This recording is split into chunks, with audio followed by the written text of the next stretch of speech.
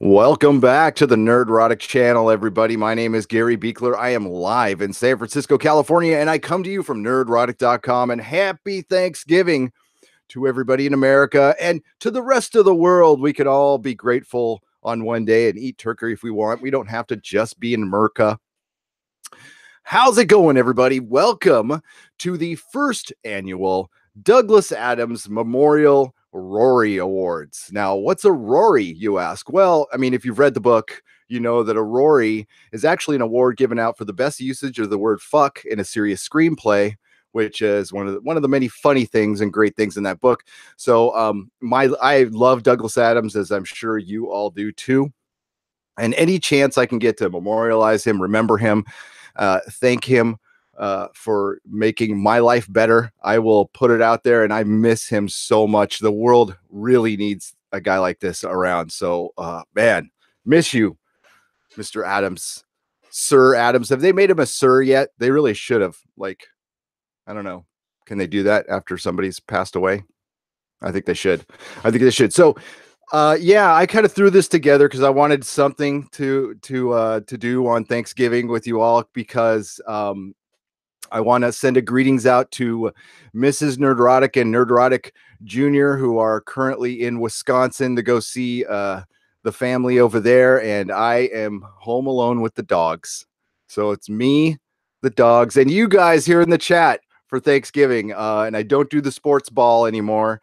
So this is alternative programming for those of you who don't want to watch the sports ball at all. Also, this is also a regular live stream. So I want to hear from you, like, what was your favorite thing this year? And it doesn't have to be TV. We're going to focus on TV, but, movie, comic book, whatever. And tell me why. Tell me why this, especially within this year, what's the best new thing you've seen? So I let the patrons vote on most of these awards. We had one tie, but it's a good tie. So yes, there is such a thing as a good tie. And I'm very happy that I'm not going to tie break this one. I'm just going to let it stick as a tie, and we'll go through them as the show goes on.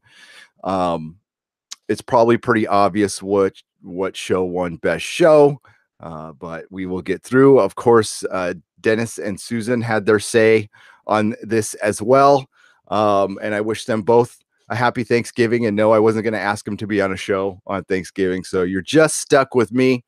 Latest season of Venture Brothers will be the most obvious one, wouldn't it? Says Nathan Norman. Feisty fan. I am also alone on Thanksgiving. Go us. Yes, go us. Penn Farm Girl, Lamac Ajax, Nathan Norman, Kronos Krynan, Kjan 451, of course, Feisty fan, Kato Roan. I just brain farted there. CD Horde, Ejar, Ejar, DJ Odyssey, Just Sheldon, Felipe Diaz, Matthew Matson. Hello, welcome. Hail, everybody.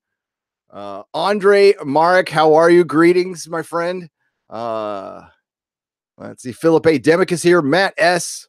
Oh, we got a good crowd. We got Dina Duval. How are you? Greetings. Natasha Coultier.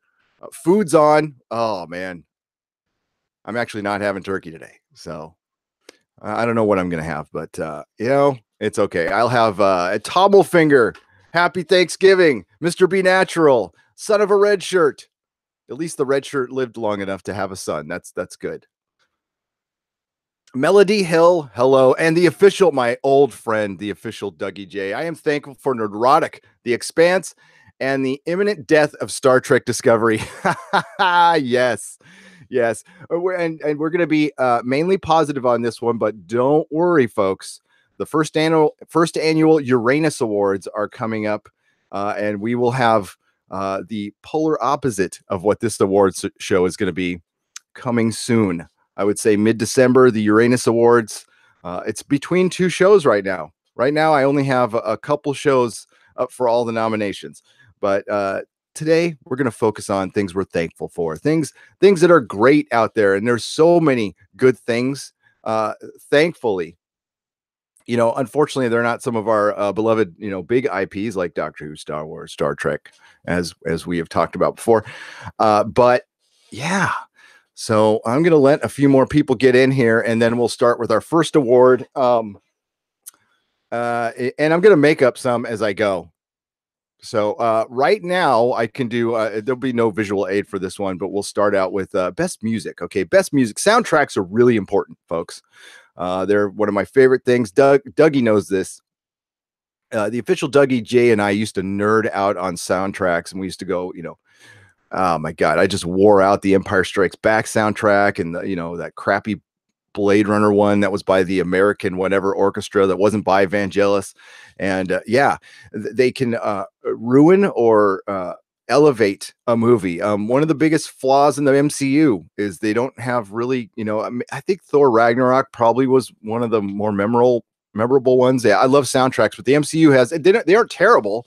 They're just not, they don't have memorable themes like, John Williams' Superman theme, which to this day gives me like goosebumps. It's awesome. It makes me want to fly, Yes. So it's going to go for best music. And this guy's out here a lot, by the way. He's doing a lot of stuff. Unfortunately, he does do the music for Star Trek Discovery. We will forgive him for that because he does the music for Counterpart and Legion as well. Jeff Russo wins for best music in Legion. Legion has, as far as aesthetics go, nothing beats Legion. Legion is aesthetically the most beautiful cinematic show on television. So I would give most of the technical awards. I'm not going to bore you with to Legion, but Jeff Russo for Legion, best soundtrack for a show that we, and now we're we talk about shows we cover. I'm not going to talk about stuff I haven't watched.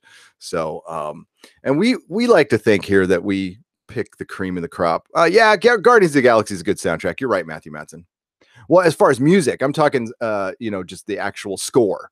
As far as soundtrack goes, no, Guardians of the Galaxy is top notch. As far as I should have made that clear. Sorry about that, Matthew. Yeah. There's some really good comic book movie soundtracks too, even bad ones like Spawn is a great soundtrack. A Crow is a great movie and a great soundtrack as well. Yes. So Jeff Russo, congratulations, you win for Legion. Legion takes one Rory home already, so I got to write that down. Yes. Well, it's been a crazy week here, folks, at the Nerdrotic channel, to say the least. We are currently standing at, we've gained 1,000 subscribers in a week. We got a couple videos that are doing pretty well, and I'm very thankful for that. I'm sorry for the circumstances of those videos. I would love to be telling you that, hey, I would love my biggest video to be announcing Taboo season 2 and a release date or something like that, which I will do. But unfortunately, got to pay the bills. You got to pay the bills. You know what I'm saying? Dina DeWolf, the Expanse music is very good, especially in season 1. Season 1 Expanse soundtrack is awesome. Yeah, we just passed 7,800 subs. I woke up to that this morning. It's been a very good day. It does kind of suck though, because yeah, I want to pass out. Plus, I'm super grateful and thankful for Mrs. Nerdrotic, who's really supportive of this channel, and just an amazing. You want to talk about strong females? They don't come stronger than Mrs. Nerdrotic, and she's awesome, and I love her. So I miss her. It sucks. So that's why I'm live streaming, so I don't have to sit around and think about it. Oh yeah, Article 14. You mean Article 13? But if Article 14 trumps Article 13 in the EU, you'll be able to see us, because I'm not sure if you're going to be able to see us. Yeah. So yeah, Nerdrotic Jr. and Mrs. Nerdrotic, I miss you guys. I think they might be watching. I don't know. They haven't really made it yet. I think they're still, tripping. They took a red eye, and then, they had to go to Chicago, and they're in Wisconsin right now. Lovely Wisconsin. Yeah. Thank you, Penn Farm Girl. 7,800 subs. I know. Who would have thunk? We're December 28th of last year is when we hit 1,000 subs. So, Dark Angel Liar, I'm sorry you have a headache. Drink some water. Take some aspirin. maybe some coffee if you drink coffee. Yeah, and kick back and listen to a live stream. We're great for headaches. We're almost as good as sex for headaches, but not quite. I will be using my VPN if it passes. I am ready, says Everything Cool. Well, somebody named Everything Cool should be ready for everything, and that's awesome. I love that name, Everything Cool. Mary Ashmead, welcome. Happy Thanksgiving. I'm good. I just think I have a cold or a flu. Oh no, well, it's that time of year. Another great thing to listen to a live stream to is when you're sick. Thank you, Doug. Thank you for the congratulations on 7,800 subs. Well earned. Yes, thank you. We've kind of worked our butts off here. For a long time, I was building this channel while I was working full time, and that was fun to say the least. But yeah, I am fortunate. Plus, I've worked very hard to get into the position where I can do this channel right now for full time, and it's pretty fun. I do like the t-shirt idea. Next best thing to sex. I like that. Gary, you must always be thankful for a wonderful family. Everything starts from there. Yep. I happen to be very fond of them, Chris. I am like very fond of my family. They're awesome. And yeah, I'm going to feel it, because they're going to be gone for a few days. So yeah, maybe I'll just be live streaming a lot. We'll see. Hail Tamiflu. That is right. Oh, so the patrons really did a great job on this and came up big. So I'm looking at the awards here and we got a good crowd. So you want to start our first award here? We can start our first award. Gabriel Rosenberg, happy Thanksgiving, Gary. Thanks for being the man. Hey, thank you for being in the chat. Thank you. I appreciate it. You guys are brilliant. You guys make the show. I just sit here and read your chat, honestly. Great stream. Start a new tradition. Maybe. I think, I think we could expand the award show out, and I'd love to get, Susan and Dennis involved, and maybe we can do it on Thanksgiving if they're not doing anything. Not the chosen one. Merry Christmas, Gary. Merry Christmas to you too. Merry effing Christmas. Remember the scene from Doctor Who where the master chowed down on the turkey? That's me right now. Yes. When the master ate, when the master ate everything because he was hungry, because he was, his regeneration was screwing up because they brought him back from the dead. Yes. Silhouetted Animator says, I am so hungry. Yes, be hungry. You could also eat turkey to the Nerdrotic channel. Yes. Okay, so we're gonna do our first award. And we're gonna just kind of sprinkle it through the live stream again. Tell me what you're thankful for. If I've missed, I'm gonna try to get every chat. But if I miss something, make sure to hit the @Nerdrotic channel so it catches my eye. It's okay to if you feel like I missed it, just put it back up. It's cool. So the first award that's voted on by, I'm going to sprinkle in my own stuff that I'm making up as I go, basically. The first award we're going to talk about is the best performance by a strong female. I make myself laugh sometime. Yes. Best performance by, best other performance by a strong female, which is basically supporting, but we like to call it other. In this category, there will be no visual aid for this one. You're just going to have to go with me on this. We have 5 nominees. So the first nominee is going to be Cara G, who plays drummer on The Expanse. She was quietly the MVP of The Expanse. I thought she kind of put in the best performance. Of series 3, in my opinion. I don't know if you guys agree with that. Oh, we got a $5 super chat from All Out of Bubblegum. What is up, All Out of Bubblegum? Hello, I'm finally getting to see you live. Love the channel. Learned about it via the World Class Bullshitters. Holy shit, that is the greatest honor ever. I love the World Class Bullshitters. I love Jeff. They are brilliant. I have been listening to them for quite some time, and watching them grow as a channel has been like, it's inspirational and it's fun. It's fun to watch those kids, go from a few thousand subs to almost 100,000 now. So thank you so much, All Out of Bubblegum. And I've seen you in the chat there. I appreciate that. Wow, cool. Yeah, love Drummer. Drummer was amazing. The other nominee we had, of course, Sonyo. I'm going to mess up her name. Sonoyo Mizuno. Sonoyo Mizuno, who played Dr. Azumi Fujita in the show Maniac. I don't know how many people saw Maniac. Maniac was a pretty trippy show, but it was filled with great performances. And she was a standout as like this nerdy, chain smoking doctor to Justin Theroux's character. And I just dug her. So she was nominated as well. And then, of course, the great Rhea Seehorn from Better Call Saul, who put in the best performance on that show by far. We also have Nazani. Okay, I'm going to mess up this one too. Nazanin Bunyadi.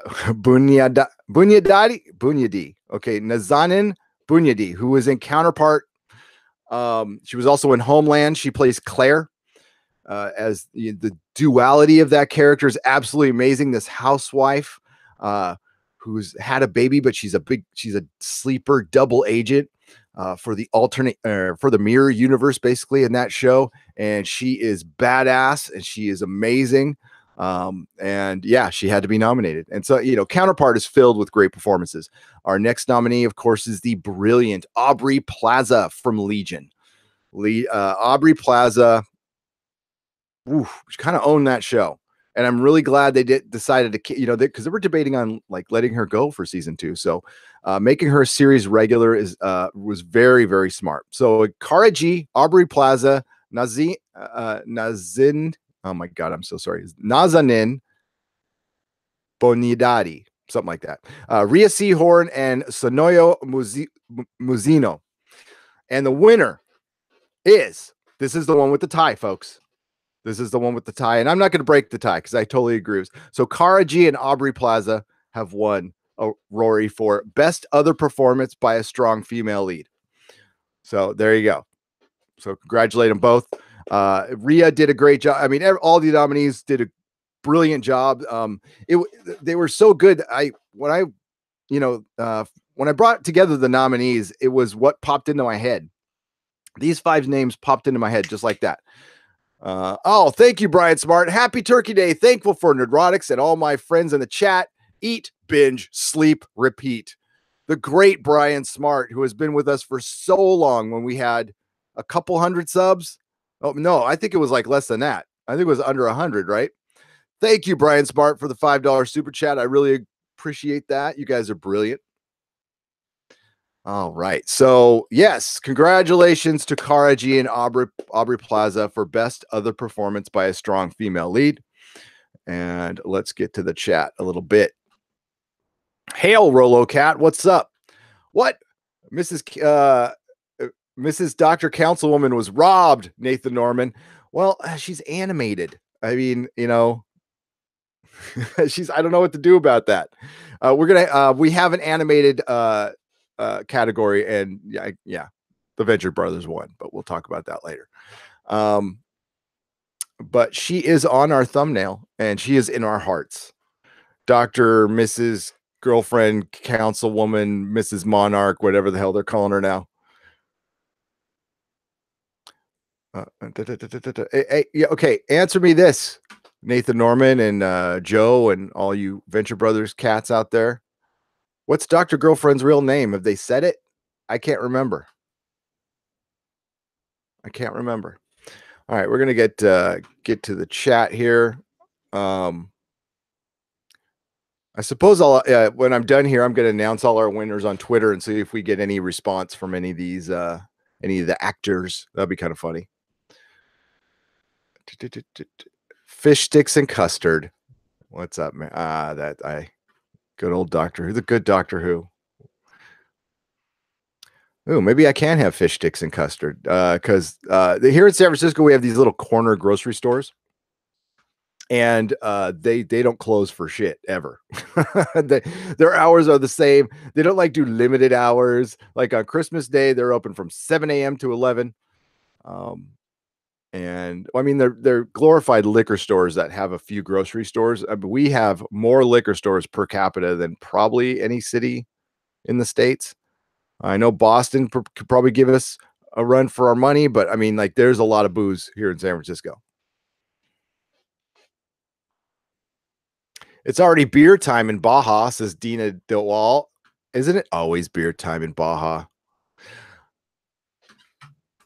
I gotta make sure I have my window open for that. There we go.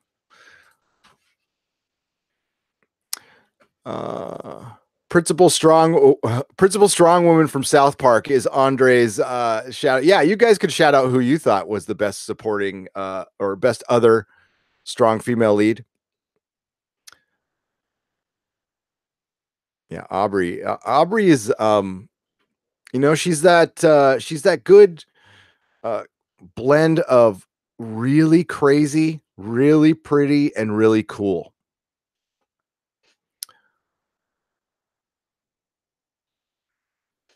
And I have a feeling she's a method actor, so probably a little crazy in real life. But that's, I mean, we don't judge that harshly here.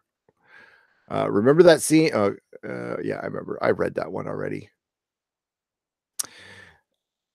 Yes, the whole purpose of Thanksgiving is to get the extended family together and share diseases. Says Philip Epidemic. Yes. Well, hey, maybe I won't get sick this year. Maybe I won't get sick this year. Her full name is Mrs. Sheila Fitzcarraldo. Thank you, Nathan. Fitzcarraldo. She's Italian then. Is she Italian? No. What's Fitzcarraldo? That's not Italian. I'm wondering. Because I know I've heard it, and it didn't sink in my brain. Hey, Gary, who was the best character in season 7 of the Venture Brothers? Not the chosen one. She wasn't in it much, but I really like Stab Girl. Stab Girl. As far as new characters, she died too soon. Just that whole concept of Stab Girl. Also, was it the Tiger? Oh my God. But the standout character for season 7. Ooh, that's a good question. I kind of had to be the Monarch. I thought the Monarch was this season was about him. So I have to say, when he was the Blue Morpho, and yeah, and then just, his line at the end. I mean, paraphrasing it, I can't remember. Just like he's like, "Fuck this, fuck you, I'm out of here." It was funny as hell. We're not doing movies because the only movies I saw, Lamac, were like superhero movies. So, yeah.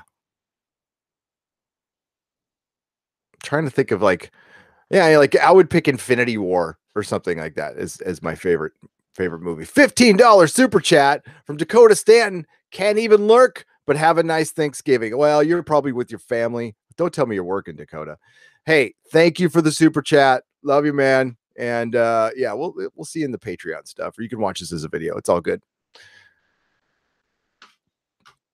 It's all good. Yeah, I just thought it would be me and like a few people, so I'm really grateful you're all here. Sean Beckard, how are you? Molo TV, Molo TV, Molotov cocktails is my favorite. Yes, Molotov cocktails is one of my favorite characters in the show. But for season 7, yeah, I got to say the best. Well, it was about the Monarch, and the Monarch was brilliant. Yeah, I mean, I'm thankful for anybody being here. It's cool as hell. You guys rock. Watch Aubrey Plaza in live action trailer for the Daria movie. Oh, I will, Mr. B Natural. Uh, Jay Fitzcarraldo is an awesome movie by Klaus Kinski. Yes.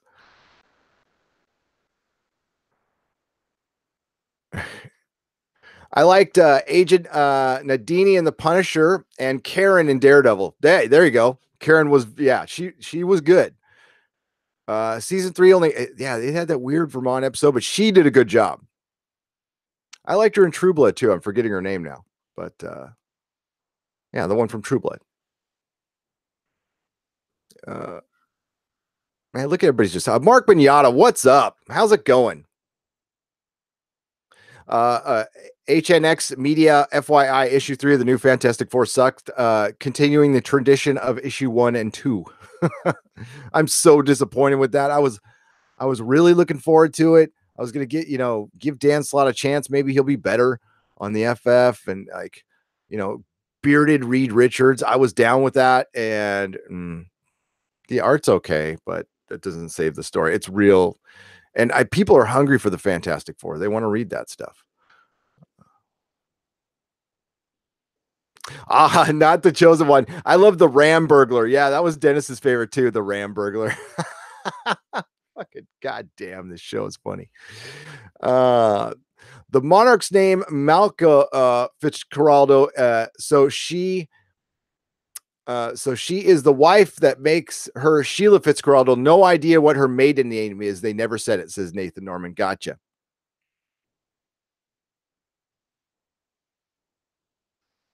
And Mary's under a warm blanket. Where's she good? What's up, Ian Bachelor? How's it going? I watched Time After Time this afternoon. Some lovely shots of San Francisco. Looks like a cool city. It is a very cool city, and that is a cool movie, by the way. I dig that movie. It's a cool city. It's a little dirty, but it's cool. There's lots to do around here if you like to go out and do stuff, which I really don't. So,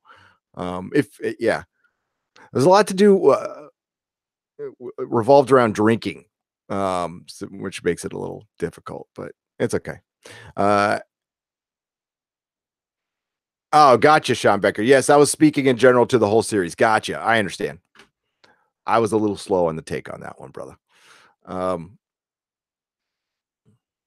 If you are not German, you have no clue how crazy Kinski was. How crazy was he?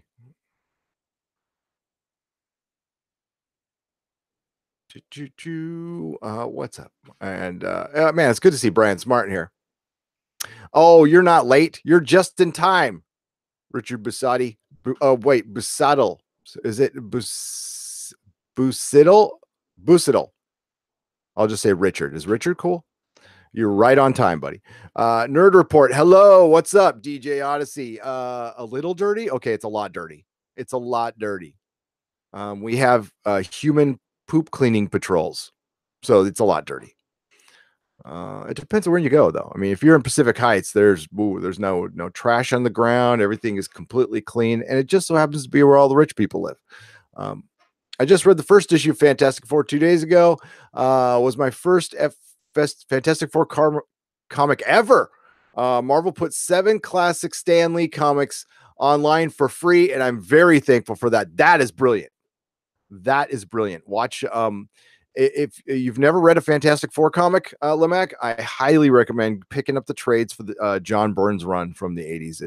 It's simply one of the best runs in comic books. It's pure superhero.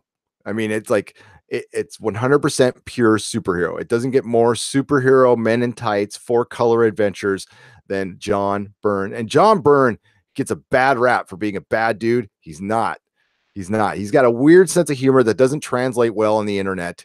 But like, believe me, I've talked to the guy. He's one of the coolest guys, and he loves comics as much today as he did when he was a kid, which you cannot say a lot of comic artists and creators are like that now.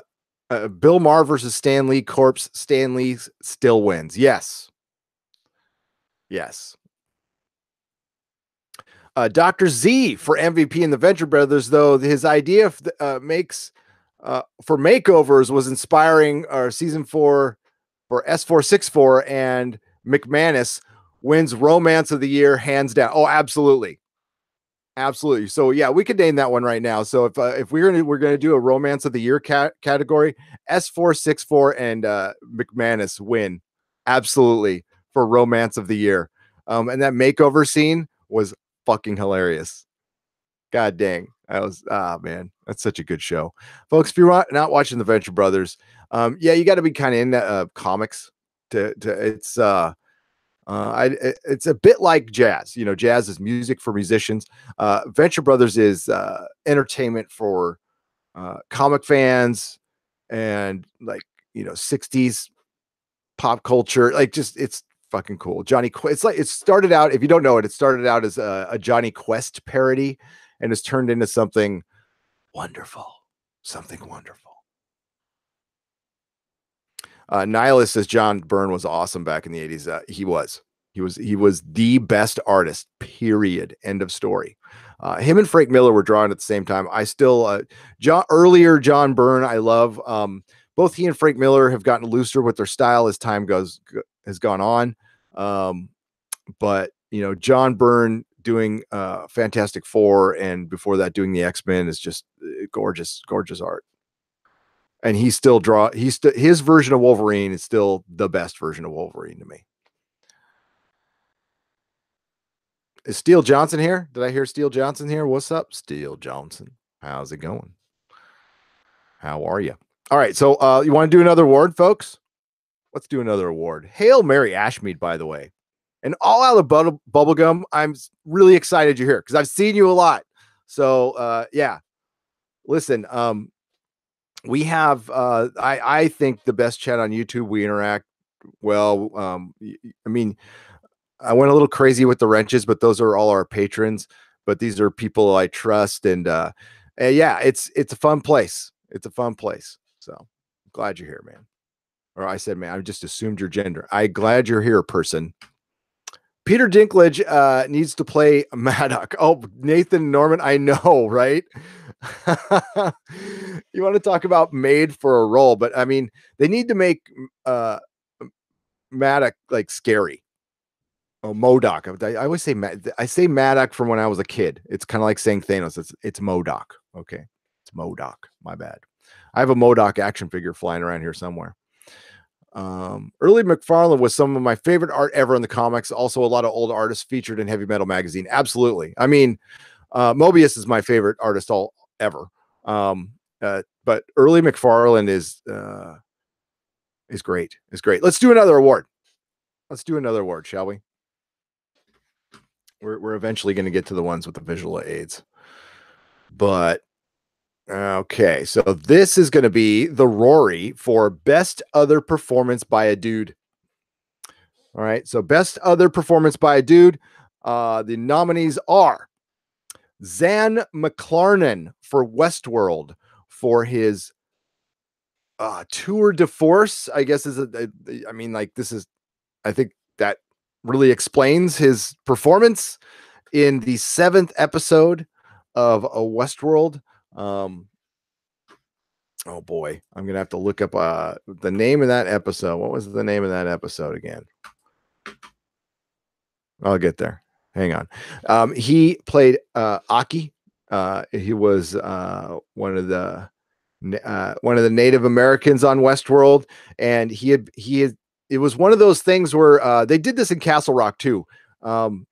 In the 7th episode, you find out that this is probably one of the in the 7th episode of the 2nd season.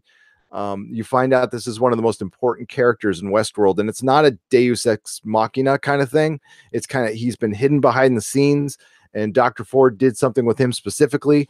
And it just, within this episode, though, it told the most beautiful story, a love story, like an amazing love story, a love story that conquered having your brains erased, and you loved each other so much that you remembered each other, even having your brains erased. And it goes to the whole lovers through time thing, like you love that transcends death. People reincarnate and they fight. Like, it was just in a mishmash of a 2nd season. We'll say be kind about it. That was a beautiful episode. of television, and probably one of the single best. There's two standout single episodes of television that's and I will be talking about them later. But man, that was a good episode, and I'm like stretching really far so I'm waiting for this thing to pull up so I can tell you the name of the episode, which is where's Westworld. It is called Kiksue. Kiksue. Kiksuya.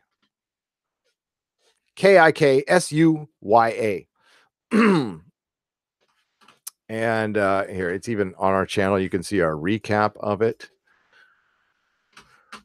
So it's right there in the middle. Right here.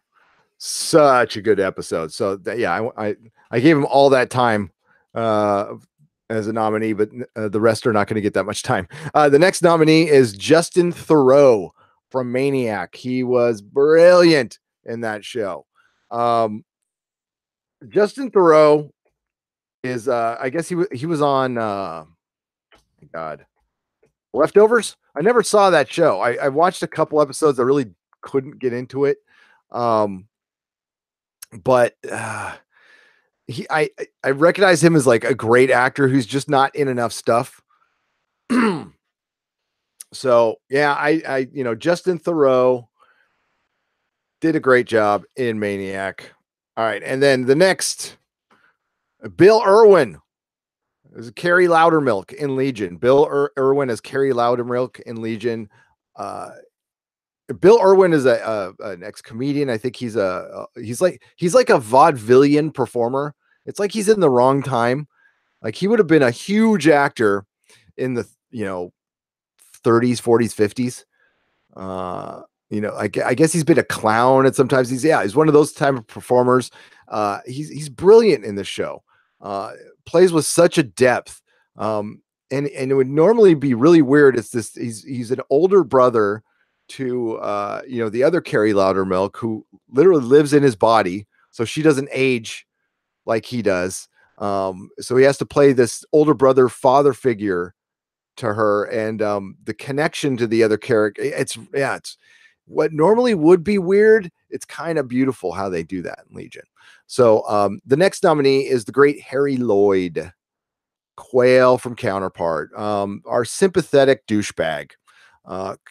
Harry Lloyd plays the douchebag so well. I mean, if there's a book of casting that says douchebag, but lovable douchebag, it's Harry Lloyd is on the first page. Now, you might remember Harry Lloyd from Game of Thrones. You might remember him from Doctor Who, and he is brilliant. So he is nominated. And of course, our final nominee is that guy, Wes Chapman from The Expanse, the man with the muscles and the dimples that my wife likes. So again, the nominees are Zan McLarnon from Westworld, Justin Theroux from Maniac, Bill Irwin from Legion, Harry Lloyd from Counterpart, Wes Chapman from The Expanse. As voted on by the Nerdrotic patrons, it wasn't even close. Wes Chapman runs away with it. So Wes Chapman is a best other performance by a dude. Amos Burton wins, hands down. The next, the closest one was Zan McLarnon, but yeah, Wes Chapman took 58% of the vote. So that was need to listen to Brian Smart. I'm sorry. I need to pull an apricot glazed turkey from the oven. Need to run. Happy Thanksgiving. See you later. Brian, take care, my friend. Happy Thanksgiving. That sounds delicious. And Brian Smart is like a chef, so I bet you that is just fucking amazing. I bet you that is just amazing. That sounds good. Crap, I keep forgetting to finish season 1 of Counterpart. Gotta hurry. Season 2 is coming. Tim F., you better effing hurry. Sorry. Yeah, it's coming up in a couple weeks. I would just watch it. I would binge it. And yeah, lead right up, because it of course, like all shows now, it ends with kind of a cliffhanger. So Amos for the win. Yes, it's Chapman. I said Chapman. David Foreman. And maybe it sounds like Chapman, but I said Chapman. Chatman. Mary Ashmead, as EVS always says, there is always time for pie. There is always time for pie. I thought you were going to say go get daddy's belt, but there's always time for pie too. There's always time for pie and daddy's belt. I had a turkey, a mental cheese. Oh my God. A mental cheese and avocado roll. And it was delicious, says Geekus Maximus. Ben, I need that. Where'd you get it? Yeah, finish up.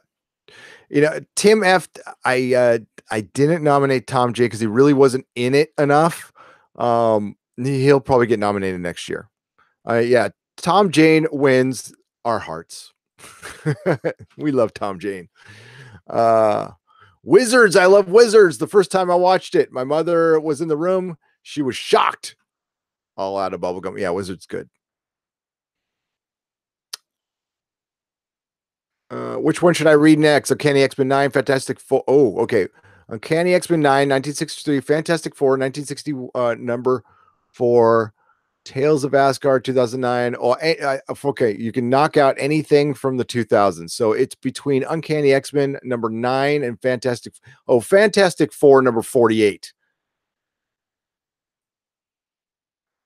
Fantastic Four, number 48. Read that one, then the Uncanny X-Men. Stan Lee meets Spider-Man is good too. Oh, I also forgot this better not be porn, says Richard Besai. Yes. Exactly. But you're not supposed to say that publicly these days. That's true. I just did. They can isolate that.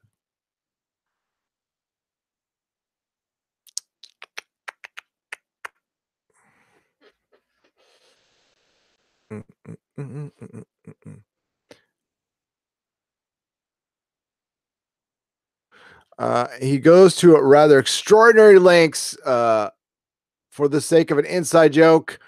He went and set up an entire plot of an issue of Supergirl for the sake of an old punchline. What? And quit show business, says Captain Robert April. Hey, that's what the greats do.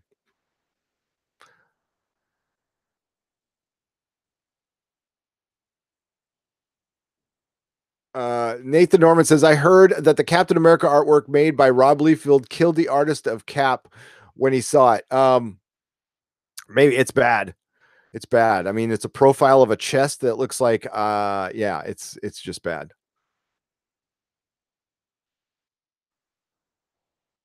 I own it, Stephanie Littlepage. Have I ever seen the Star Trek Next Generation X-Men crossover? I have the comics. No, that was Kirk. Did they do a Next Generation one? I have the X-Men and Star Trek, but it's Kirk. It's original. I was thinking of original series. Have you read the Next Generation Doctor Who crossover? That's good. It's got the Borg and the Cybermen, CBS and the BBC, basically. He is that guy, Dina DeWall, Wes Chapman, for the ladies. I get a Wes Chapman picture up.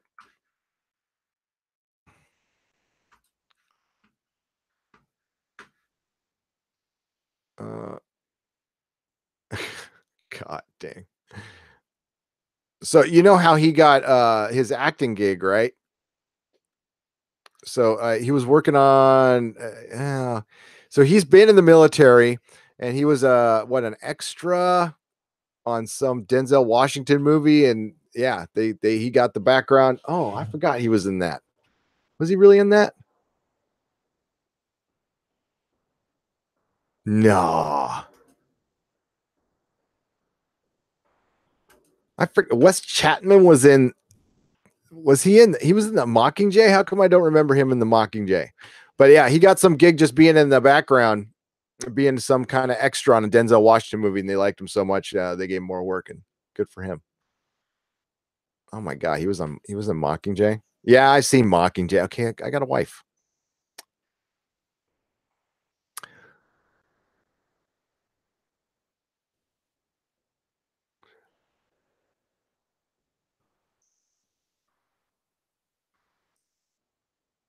There's no M in West Chatman. In Chatham. Sorry, Chatham. Yeah, I keep on saying Chapman. Yeah. It's a speech impediment. It's I read stuff and I want to say it Chatham. It's Chatham. My bad. Who's Whoa, the Borg and the Cybermen? Did they try to annihilate each other? No, they work together, Tim F. It's a very good crossover. Your wife has great taste, Gary, most of the time. Well, yeah. I mean, except for X.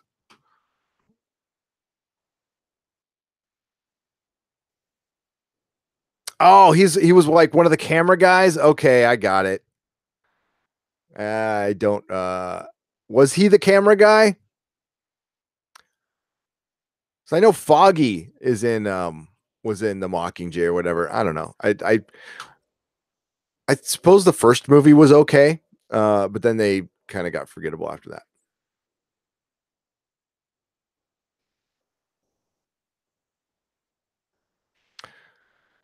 I've got a contempted comic book lingering in a portfolio where I tried a parody of a Liefeld type character. It takes real effort to draw a character that badly.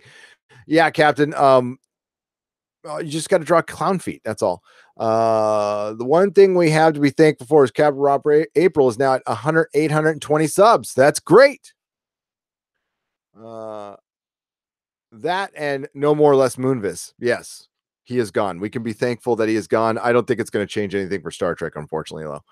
I liked Zahn McClarnon was better in Longmire. Now, Matthew Matson, Longmire is a cool show, dude.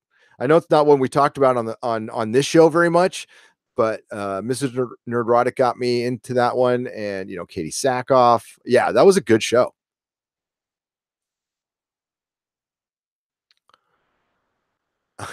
Hunger Games is feeling in fake forests.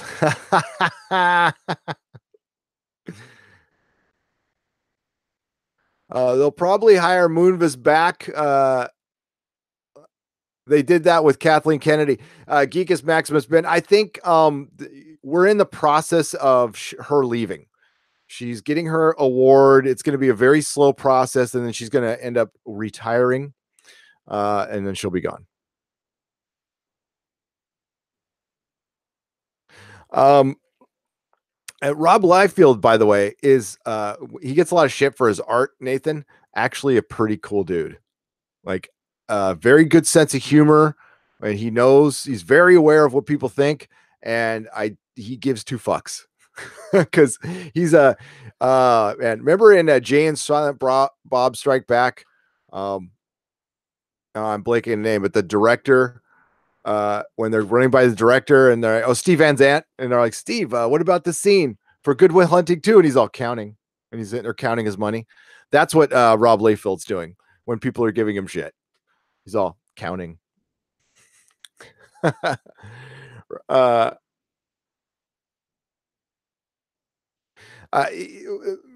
Nathan, no, I mean, he admittedly, Deadpool is a ripoff of two other characters, but made something original out of it, and all is good. All I'm saying, if Rob Liefeld can create a character from his attempt at art, it gives me hope that one day I could create my own comic and be a success. Absolutely, Nathan. If Rob Liefeld can do it, you can do it. But he gets a lot of shit, but when he puts his mind to it, he actually can draw. It's his own style.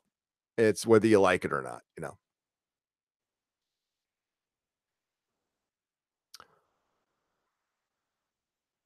So happy Moonvis is gone. I've been hating since before it was cool.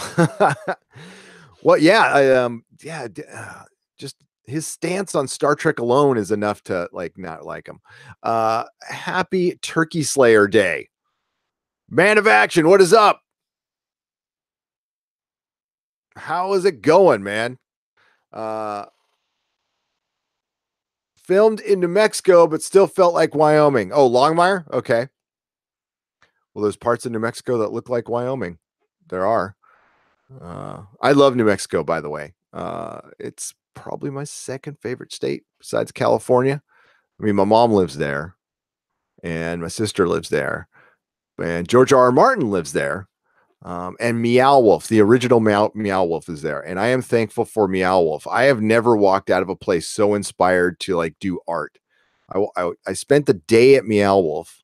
Go check it out online. There's other ones anywhere else, but you have to go to the original one that's in Santa Fe, New Mexico. It was paid for basically by George R. R. Martin. He took a bowling alley, a dilapidated bowling alley, gave a bunch of artists, and I think they had to go through a process because you don't want to just give millions of dollars to any artist. You have to probably handpick them and make sure they're artists who can actually complete something and follow through on their projects. And that's what they did. And they made this art installation that isn't like pretentious. It's really fun pop art. And it's like a game it's like Pirates of the Caribbean meets pop art from the 80s. It's really hard to explain. You need to go there, spend the day there. And you'll walk out of there just inspired. Like, it's so wonderful. Everything about it's great. I can't wait to go back there.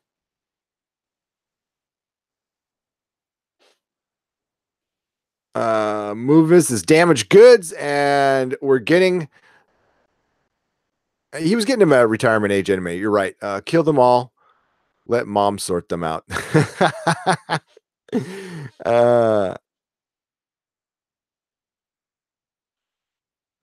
Can we speed this up? Isn't Hawaii still erupting?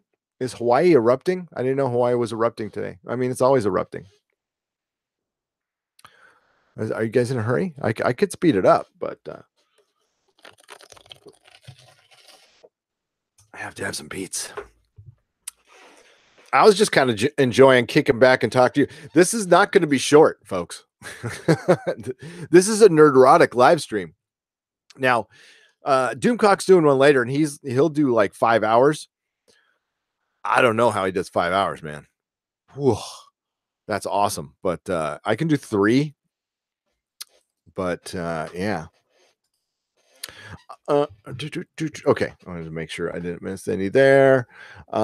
Someone needs to make a parody of Doom called Turkey, where you are a Doomslayer taking on an evil that is Turkey. Nathan, sounds like something you can do. Moonvis, Stephanie Littlefield says Moonvis should have stuck to his day job in bit parts like Pascal in Cliff Driver, or his cameo in Enola Gay. Les Moonvis used to work with didn't he work with Howard Stern? I remember him being mentioned a lot with Howard Stern. That was back in the 90s, though. I don't know. All hail Doomcock, of course. Yeah, he's what did he say? 7 Central. So that's 5 Pacific. So 5 tonight, Doomcock will be on. I'll be in the chat. Hawaii is insidiously trying to expand its borders the old-fashioned way through volcano creating more land. Yes. 5-hour live stream. Respect. Brutal. Yeah, it's brutal on your voice. Believe me. Well, that's why he only does them like once a week and stuff. He packs in the punch though. But I've got, I just did one yesterday. We have I know I promised a Doctor Who video yesterday, but it's actually coming out today at 2:30. It's been done for a couple of days. It's one of those responses. I think we're getting through. We being whatever YouTube. There's a bunch of us now who are starting to like voice about Doctor Who, and they responded through a one of the shill medias, but they responded.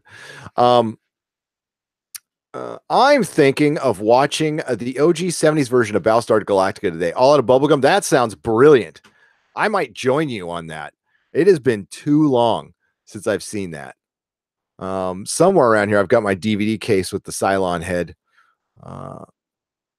I've been watching original series Star Trek in order. Loving it. Oh, man.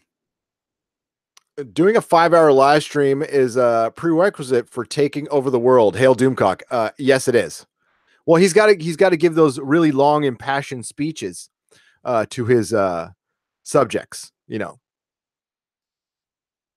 Jane Seymour. Yeah, I love it. Jane Seymour. Thumbs up. Yes. OG Battlestar Galactica. Since it was on primetime, good idea. I loved it. I love that show so much. It had great ships. The Vipers were awesome, and they have those little choking hazard things that came out. I love the ships. I start talking about that shit, I'm gonna go on eBay. I can't do that. I can't do that. All right, so let's do another one. What's up, Tyon Ranger? How's it going? Just remember, calling them toasters is a technophobic. Technophobic. Sorry, it took me big words, Tyon. Okay, Gary, you know why Tom hasn't asking any critical questions? Tardigrade's lawsuit to Nick Meyer in the interview. Do I know why he didn't? Do I know why Tom wasn't asking any critical questions to keep the interview, Lemac? I mean, I think if he would have brought those questions up, that interview would have been over like that. So I totally understand why he did that. I mean, he's not 60 Minutes, like Midnight's Edge. The fact that Nicholas Meyer went on at all is nothing short of incredible. So, I mean, yeah, that's balls on his part, or he was unaware. I don't know. But I think he was aware, and I think this was kind of an olive branch, maybe. I don't know. It was a good interview. It was a good interview, but I mean, like, that's a good question, Lamac. But I think that would be better. I mean, ask Tom, but I think Tom would say, "Hey, you know, I had to keep it kind of light to keep the interview." You know, and that's not you know, like when Derek's on Sunday, I'm not gonna, you know, I mean, I don't even know. It's good. They're going to be softballs, folks. I mean, I'm not a hard hitting interviewer, but the thing I promise to do here is to not have too many creatives on. I'll have my friends on or cool people. There is another person I want to, we announced it on Twitter. So I'm trying to get Jeremy Corbell on. I'm going to see behind the scenes if we can do it. He directs a lot of the like UFO and Hunt for Skinwalker movies. And he seems pretty cool. Want to get him on. Maybe like an Exozone or something. But to back to that, yeah, I don't want to do a lot of interviews with creatives because then I'll think twice before I give my opinion on something. I really don't want to do that. I really want to be real with you folks. That's what this channel's based on. You know, I am not an official critic. I have not gone to school for anything. But my geek cred is I used to sell stuff. I used to sell stories for 10 years. I've been a fan all my life. I've done retail. I've been around the business. I've been in the business, so I can commentate on it. I feel completely confident in commentating on it, but I don't want to have anything. Not that I think that much in my opinion or anything. I just don't want anything to compromise it. I want to feel free to tell you if something sucks or if something's great. Plus, I'm not like I'm not in like movie star worship or anything like that. Doesn't. Yeah, I'd rather talk to you guys. You guys are cool. You guys are way cooler than fucking movie stars. Okay. Happy Thanksgiving, Gary and Nerd Friends. Thank you for the $1.99 movie, Finobi. It's wonderful to see you, my friend. Saw that picture on Facebook earlier. You guys look so fucking happy. It's really kind of disgusting, but cute. Happy Thanksgiving. Gabriel Rosenberg, B5. What for the win?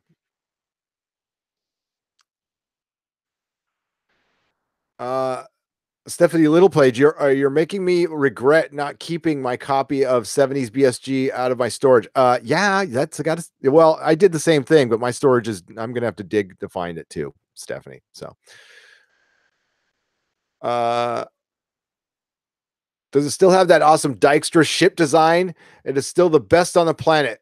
The Galactica was so beautiful. Nathan Norman, I could not agree more. I like the ship designs better in Battlestar Galactica than I did in Star Wars. Don't hit me. I did. John Dykstra was the fucking man. And I got to look back into like his falling out with George Lucas. Kind of a bummer because Dykstra was the fucking man.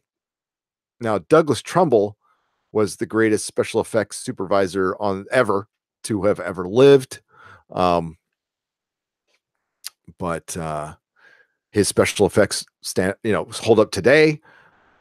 Blade Runner, Close Encounters of the Third Kind, Nerd, Muty, laugh my ass off. CD Horde is starting an anti-Exozone channel. Hey, that's awesome. That means we're legit. If somebody starts an anti one, finishing Thanksgiving visit, but wanted to say hi, be safe, happy, play with yourself, or others, and live well, everyone. Oh, and watch some cool nerd shit. Play with myself. No, I'm okay. Thanks for the sentiment and the $4.99. Fucking movie Fanobi. You're funny. Dykstra wasn't a yes person, and Lucas wanted yes people around him. I'm guessing. Ian Batchelor, actually, official Dougie J. You know that story. You want to share it? BSG 1980 was the best series. I don't know about that. I liked it. Oh, that Enemy Mine Starbuck episode is just so fucking good. So good. I love BSG ships myself. They're freaking gorgeous. They are. Now I'm going to spend a bunch of goddamn money on eBay. You people. Just kidding. No, CD Horde, you can. I know you're just kidding. That'd be awesome. You start the channel and just like go, these guys are so full of shit. Which I am. Doomcock is not full of shit. I'll speak for myself. Babylon 5 is my personal favorite sci-fi series. The first show I saw growing up, says Gabriel Rosenberg. Everybody, I have never, ever, I mean, maybe because I just travel in very positive circles, have heard anybody say anything bad about Babylon 5 who have seen it. There's people like, oh, I just didn't want to get into it. It's too big of a story. But everybody who's seen it fucking adores it. And that's awesome. I love that.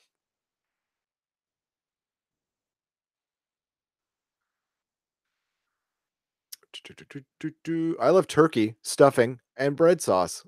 Says, I do too. That's not what I'm having today. What am I going to eat? I'm probably going to I'm going to make myself a turkey avocado sandwich. That'll be my Thanksgiving. HNX Media says Star Trek The Next Generation was truly my favorite growing up. Yeah.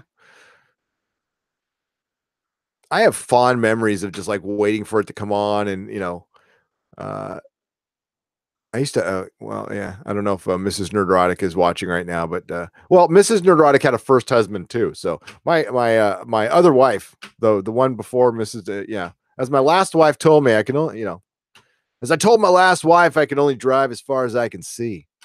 No. We used to watch Star Trek The Next Generation. That was like one of the few things we mutually liked. She wasn't a fan of comic books or sci-fi or me. It just didn't work out. It's cool. It all ended better for everybody, actually. Like it had a happy ending. Like she got happy and then I got happy and we're all happy. California burritos. You need CD Horde. You need to go to San Diego and have a carne asada burrito down there. And you can't get it from a nice restaurant. It's got to be from a Juanita. Anything that ends. Okay, well, the first restaurant was Roberto's. Okay.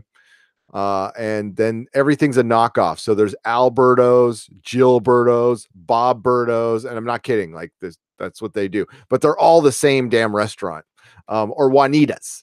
My favorite is Juanita's, which is it's in Encinitas, California. It's technically in Leucadia. It's a beach town. Fucking beautiful place to live. Great place to grow up. That's where I grew up. So Juanita's, I used to eat there even when it had a B grade for, it was graded B for about a year one time. And I still ate there because you know what? So what? There's a couple of rats running around the floor. The carne asada burritos were great. And they're like $6. They're like this big. Oh, they're fucking awesome. Filled with guacamole. Oh my God. Big Trouble in Little China. Fuck yeah. One of the greatest movies ever made. Okay. Have you paid your dues, Jack? Check is in the mail. Damn straight. H&X Media is going to mail me a turkey leg. Awesome. I'll take it. I'll eat it. Fuck it.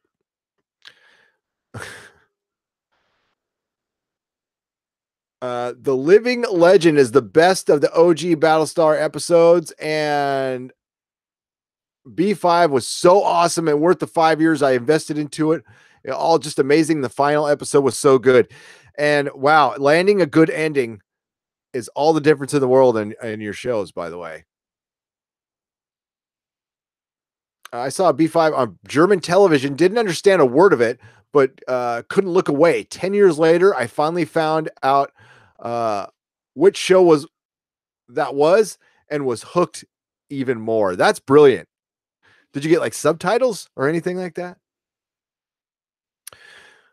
Okay, it's time for another award after I have a sip of Pete's coffee, not sponsored. Oh, God, yes. Okay. Our next award is best performance by a strong female lead. The Rory. Okay, so this one I can probably give you some visual aids for. Let's get to my bookmarks here.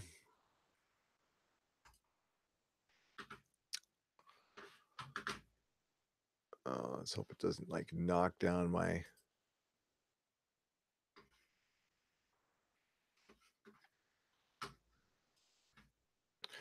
Okay, the first nominee, we got 2 Expanse actresses here, of course. The first nominee is going to be Dominique Tipper. Dominique Tipper playing the great Dominique Tipper playing Naomi Nagata, one of my favorite characters in fiction.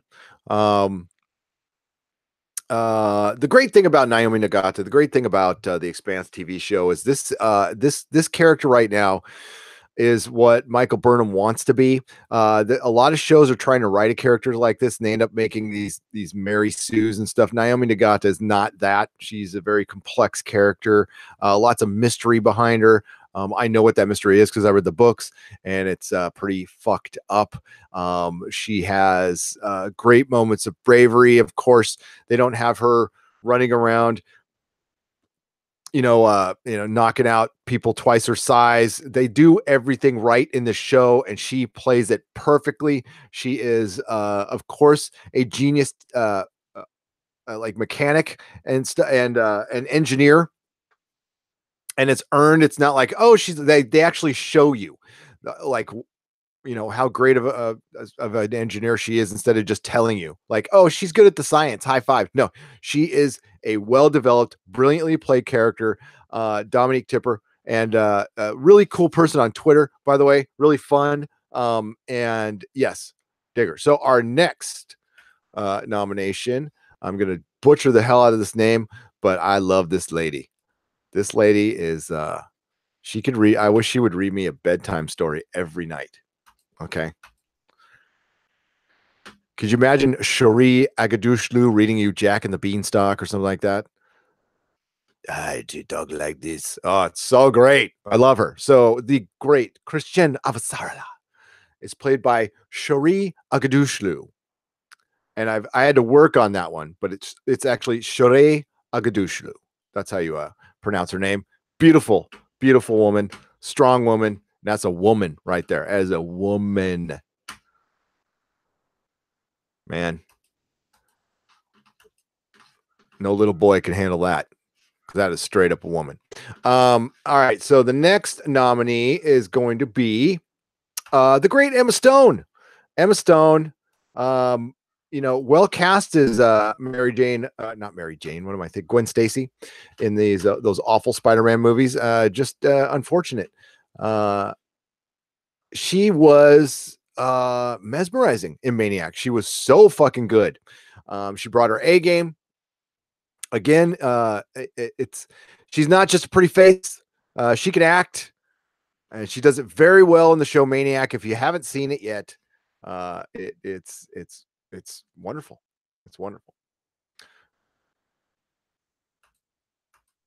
And our next nominee, I know this, well, hey, it's a self-produced show, so just talk amongst yourselves, is of course Sissy Spacek for Castle Rock. And if you guys watched our recaps of Castle Rock, I could tell you there's one episode in particular. She fucking was amazing. She played a character with dementia, and but we're not sure. Maybe that was trapped in time. Yeah. Ruth Deaver, by the way, she played Ruth Deaver in Castle Rock, and she is worth. Castle Rock is like a big long Twilight Zone. Yeah, I guessed part of the end right. But that was like halfway through. In the beginning of the show, I was I don't know. It was a bit mystery box, but the performances by all the actors in that are great. But Sissy Spacek was above and beyond brilliant in that show. So well deserving of her nominee. And of course, our final nominee on that one. Well, why did I miss one there? 1, 2, 3, 4. Oh, I missed one. Yeah, and there's going to be no. Well, I could do the visual. Hang on, I can do a visual. Our final nominee is the great Rachel Keller as Sid Barrett on Legion. She was I mean, like, Aubrey Plaza is amazing, but she held her own with Aubrey Plaza. She was great in the show. This show is great. And of course, she's named after the former frontman of Pink Floyd in an I mean, like, everything is brilliant about this. Like, named after the frontman of Pink Floyd in a comic book show that's on Fox. And Fox gets and they deserve a lot of shit for how they've treated the X-Men. But there's a couple things they've done right, and that is Deadpool and Legion, and Logan, of course. But Legion is quietly the best of them all. I know everybody's like, "Oh, Deadpool!" No. Deadpool's fun. It's funny. It's very accurate to the comic, and it's one of the better comic book movies I've seen. But as far as telling an in-depth story and taking a very average comic book and bringing it to life in a way I can't even describe, Legion, and she is a major part of this. So that is our nominees. Again, our nominees are Sissy Spacek from Castle Rock, Dominique Tipper from The Expanse, Shohreh Aghdashloo from The Expanse, Emma Stone from Maniac, and Rachel Keller from Legion, as voted on by our patrons. Shohreh Aghdashloo, Christian Avasarla from The Expanse wins Best Performance by a Strong Female Lead. Yes. All right. Well done. Congratulations. And I will be tweeting at all these people, telling them they won and they were voted on by actual humans. And it's not some, I don't know, bullshit process like the People's Choice Awards. Excuse me, I'm taking another sip of coffee.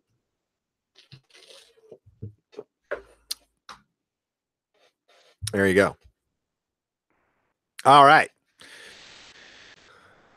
Sissy Spacek was right. She had a good performance. This might have been, I don't want to get in the heads of the voters, but this might have been body of work, kind of like when John Wayne won his, God, what was the last movie he was in? Was it True Grit? For his performance in that movie, which wasn't really his best performance, but they were giving it to him for his body of work. That's maybe what was it, but Sissy Spacek, it was close. It was close. No, it really wasn't that close. Shohreh Aghdashloo got 45% of the vote. Sissy Spacek came in second with 20% of the vote.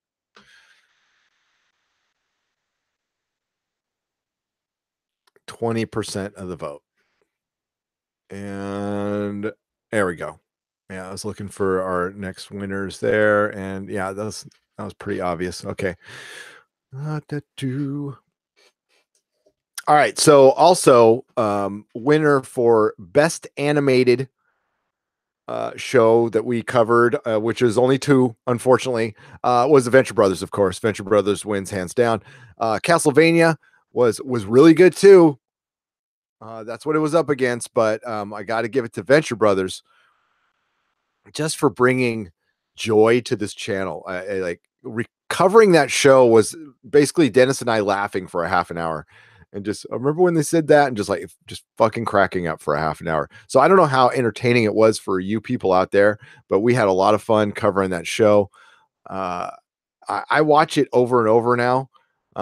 It's great to like work out to and stuff, but rigged. Matthew Madsen says it's rigged. It's not rigged. You guys voted. Yeah. The People's Choice Awards was rigged. Winona Earp winning over The Expanse was complete bullshit. Total utter bullshit. I'm calling it right now. They just wanted to pick a show with a female lead. I call bullshit on the People's Choice Awards. There's great. I mean, if you want to do the identity politics thing, Expanse actually does it better. So Castlevania was good, but slightly overrated, says HNX Media. I don't know.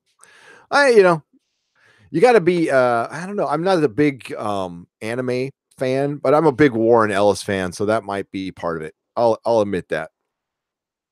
I dug it though. That was the great thing about B5. Stuff was just said or predicted the season before comes true. There you go. Oh, I stand corrected, Matthew Madsen.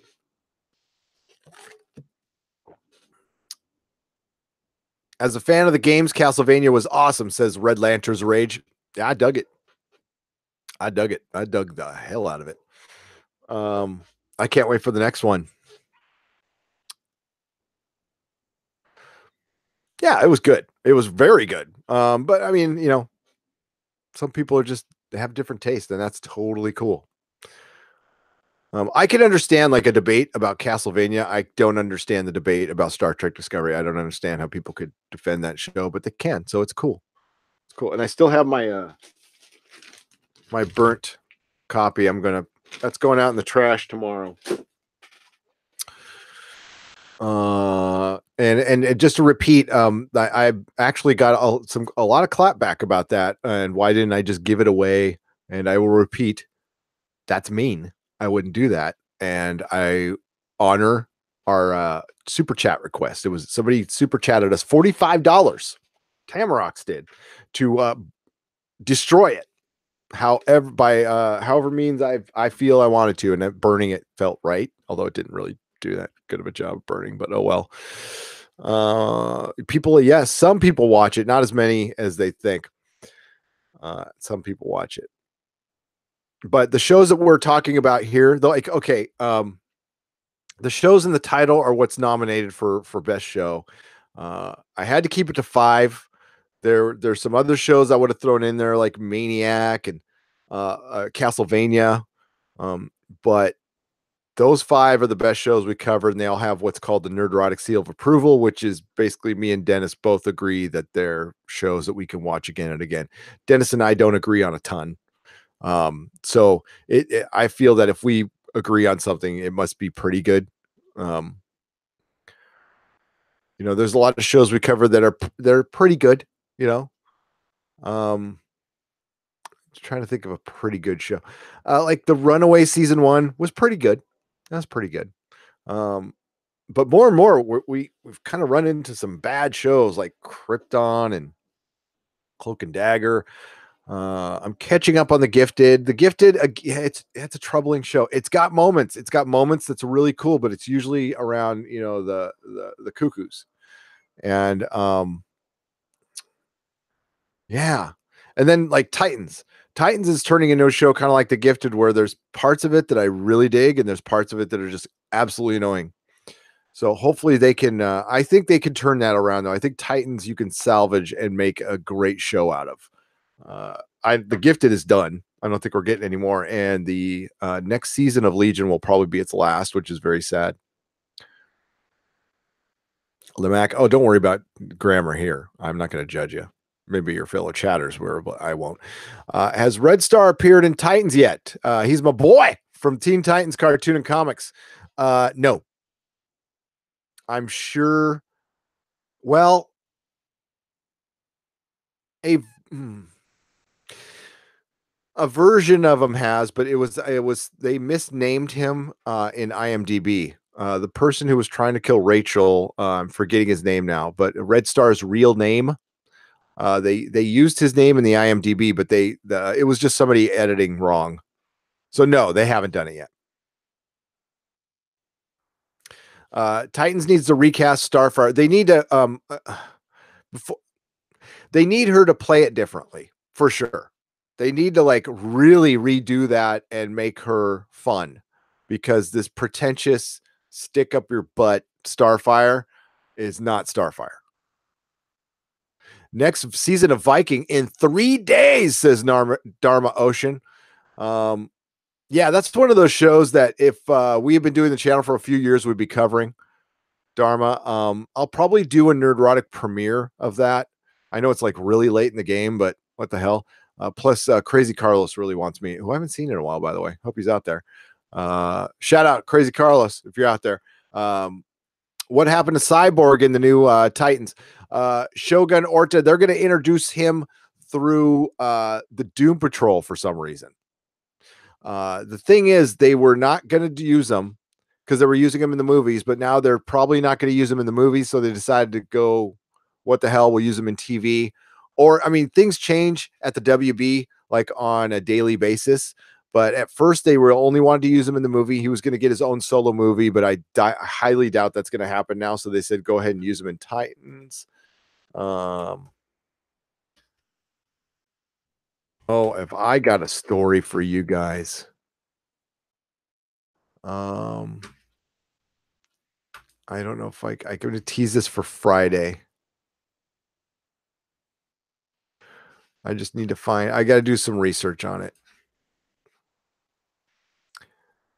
I got to do some research on it. It's pretty shocking. It's about a big exec. So tune in Friday night, Black Friday Night Tights. That's what we're calling it. With Susan and Des. Ed Brewer. What the hell, dude? Haven't seen you in a while. Thanks for giving. I mean, happy Thanksgiving. What's up, Ed Brewer? Vikings was spoiled for me by my primary school education because we teach the Dane law in school. What's up, Ed Brewer? Season 3 of Last Kingdom just started this week. Was it good? I saw it started on Netflix. Speaking of ancient aliens, woo-woo.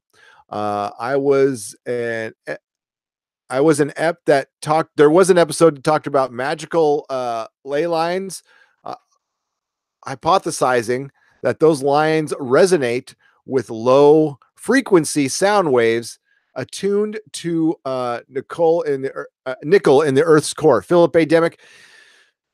More than that, they these ley lines are actually connect pyramids. A lot of the oh my god, the what are they called? The monoliths, whatever the hell they are.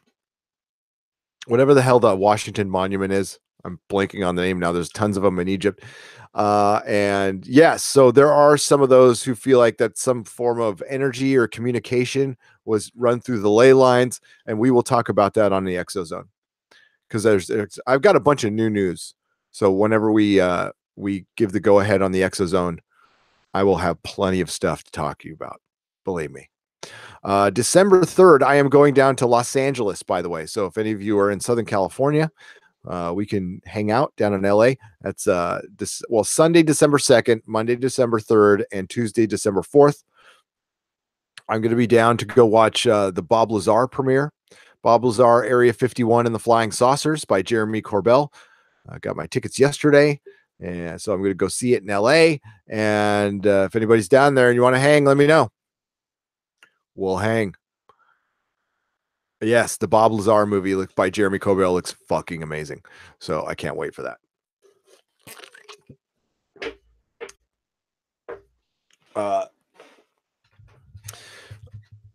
Yeah, I mean, all I can say about the Exozone is stay tuned. I know I've been saying that, but we may be getting really close to announcing, possibly. What part of LA? Ejar, let me find out. It's Bob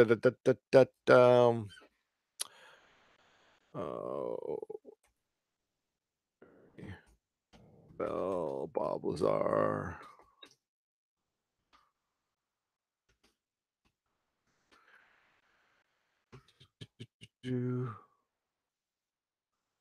Oh gosh, dang it. Hang on a second. I'm gonna say it's gonna be around Hollywood. That would be my guess. It's at some theater. I'm gonna find out in a second here.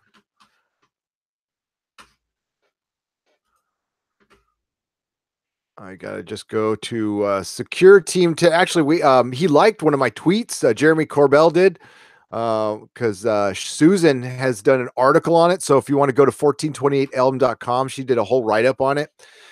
And yeah, he liked one of our tweets, and it was pretty freaking cool. It was pretty cool. And I'm getting it up right now. I'm getting the information. Here we go. Anybody wants to check this out? This is where I will be December 3rd. Bob Lazar, Area 51 and the Flying Saucers. Now, whether you and actually they take both sides of the argument on this, the people who call them out and stuff. But the only thing I'll say about Bob Lazar is his story has never ever changed in 30 years. So it's at the Ace Hotel in Los Angeles, wherever the Ace Hotel is. I don't know if they have an address. It's in downtown LA. Downtown LA. That's where I'll be. But I'll probably be staying in Burbank. I love Burbank. I used to work in Burbank. I completely dig Burbank. So I'll be flying into Bob Hope Airport and probably staying somewhere around there. I got a buddy of mine who lives down there. I'm going to make him pick me up. I gave him his first job, so he better come pick my ass up at the airport. You're in the Valley, Sherman Oaks there. Okay, you're up north a little bit. Man in the High Castle was very good. Egotastic Fun Time made a special about the lawsuit. Good. Egotastic Fun Time did one, and Midnight's Edge, of course, have done one in the past. Yeah, as long as all of us keep shouting out, keep it out there, I think that's a good thing. So more YouTubers doing it. I think Mecca did a video too. The more the merrier. If Captain Robert April, if you want to do one, I mean, yeah, please. As many people as possible need to be talking about that because nobody's talking about it, which is not cool. Speaking of woo-woo, are you aware of the probe is going to be landing on Mars that will drill under the surface and other stuff? Andre, no, I didn't know that. Are they going to be drilling in ice or the ground? Because they're suspecting that there's some stuff under. Well, of course, there's ice buildup in some of the craters and stuff, and they're finding out more. Yeah, we're gonna find something really weird on Mars someday. I promise you. The Green Hornet 60s TV series was renamed the Kato Show in China. That's awesome. Says Nathan Norman. I did not know that, but I believe it. It kind of was. That's the reason I watched it. I dug that show, by the way. I remember the Batman Green Hornet crossover. The Bob Hope Airport. Yes. Natasha Coultier. I mean, you might be in LA. You might know this, but yeah, it's the one airport you get out on the tarmac. So broadcasting from beautiful downtown Burbank. Yeah, I'll do a show from down there. I love Burbank. CC says Dr. Girlfriend's real name is Sheila. Oh, Sheila. Thanks, CC. What's up, CC? How's it going? Ground about 15 feet deep, doing some seismic experiments, measuring Mars wobble. Ooh, that's interesting. Yeah, because it's got a weird wobble. I have some Green Hornet radio dramas recorded around somewhere at HNX Media. That is awesome. I'm such a nerd for radio dramas. By the way, a little special for you guys that speak, because this is one of these great ideas I had at the gym. And I don't care if I get in trouble. I don't think I can get in trouble for this because I'm not going to let you download them. But there's going to be an audio theater page on our website, nerdrotic.com, starting on Monday. And I'm going to play old radio shows and new radio shows, any audio dramas. So if you don't have an audio drama and want to just listen to one, you will be able to listen to one on our channel. Again, you won't be able to download them.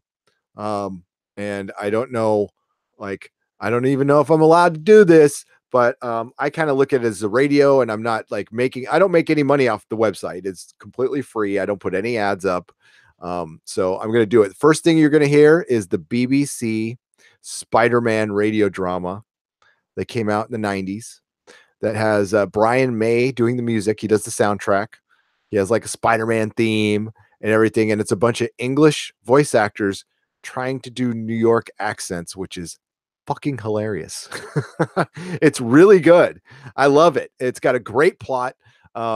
It's silly, but yes. So when you go to nerdrotic.com on Monday, you'll see on the top tab, you'll see audio theater. And I'm gonna put the Star Wars radio show up if I can find old Green Hornet stuff, old Shadow stuff. I have a ton of audio dramas. So Dr. Brian May, is it professor or doctor? And Dr. Brian May, fucking Brian May, one of my heroes in life. All right, Ed Brewer. I love you guys all about the bubblegum. I love you guys talking about the ghost cats. I live in a house that had 3, maybe up to 5 of them inside. It was possible for them to actually see one, them jump out of bed. Yeah, it's the ghost cat story is the weirdest story about this house. Although, I mean, like I said before, this house, like, weird shit happens all the time. I'm just used to it. Doors will just open, but it's old. So, like every like around 8:30 at night, it's 7:30 if the time changes.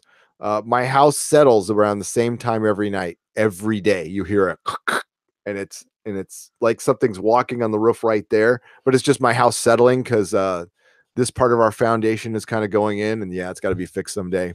Not in a hurry. Oh, I will play Orson Welles' War of the Worlds. Hell yeah. I love audio dramas. I'm a big nerd. Oh, the other one we're going to put up is Star Wars Dark Empire. Because I found it. I have it on CD. I had it on cassette tape too. Ghost Dog is an awesome soundtrack, Limac. You're absolutely right. What's my thoughts on Warner Brothers' title for Birds of the Prey movie? The Fabulous Emancipation of One Harley Quinn after Margot Robbie. Is that what the title is? The Fabulous Emancipation of One Harley Quinn. Really? That's weird. I mean, that's weird. Doesn't really roll off the tongue. Is that the whole title? I heard it was some long, ridiculous title.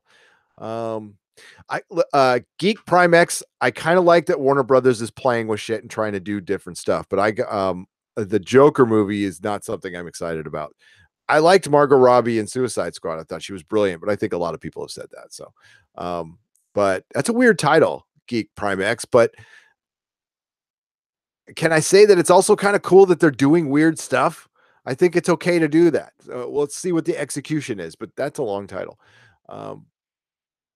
Quackermass Experiment was some of the best radio play for BBC science fiction. I will look into it, Nathan.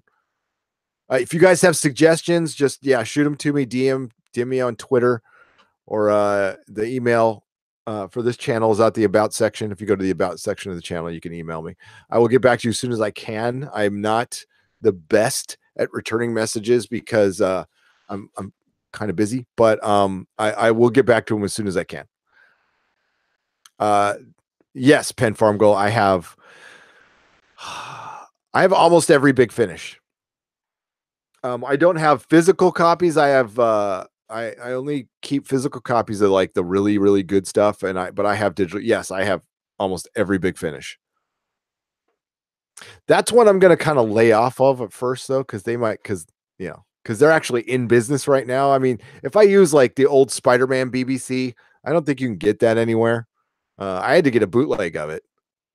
I didn't even know it existed until I accidentally found it on eBay back in 2001 or something like that.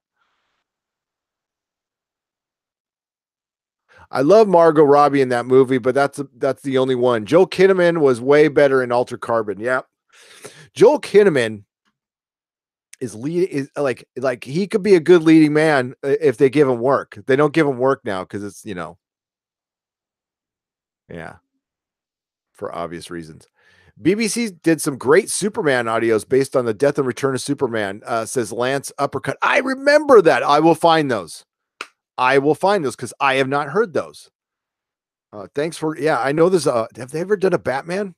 They must have done a Batman. There's got to be a Batman audio drama out there.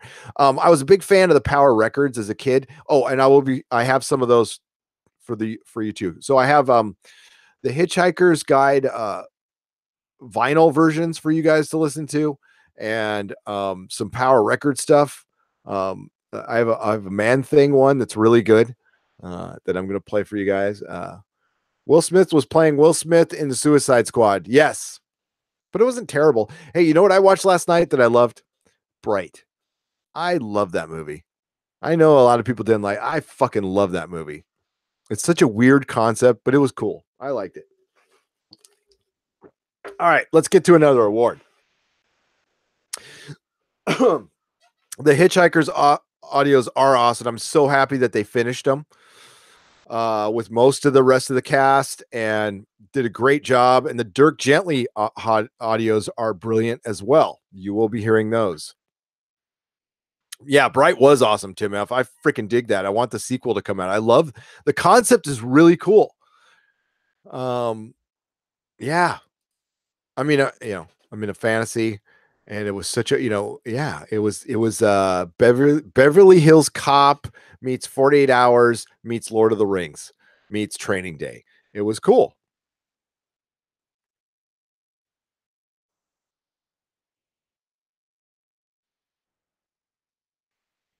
Okay. So Bright was like Alien Nation with Lord of the Rings mixed in, right? Pen Farm Girl it was fun. It was fun. Um I watched Wild Wild West once, and it was pointed out they cannot unsee Mr. Smith's tea bags. Watch Wild Wild West, the TV show from the 60s. That will cleanse your palate. That was a great, great TV show. All right, folks, here we go. Next award is going to go to, I lost it here. There we go.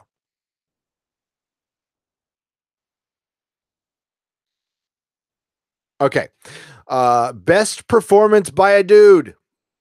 The nominees are for Maniac. This might be a bit of a surprise to some because I don't like this actor normally. Jonah Hill for Maniac. He did an outstanding job. Absolute outstanding job. As Owen Milgram. So, yes. We have Dan Stevens.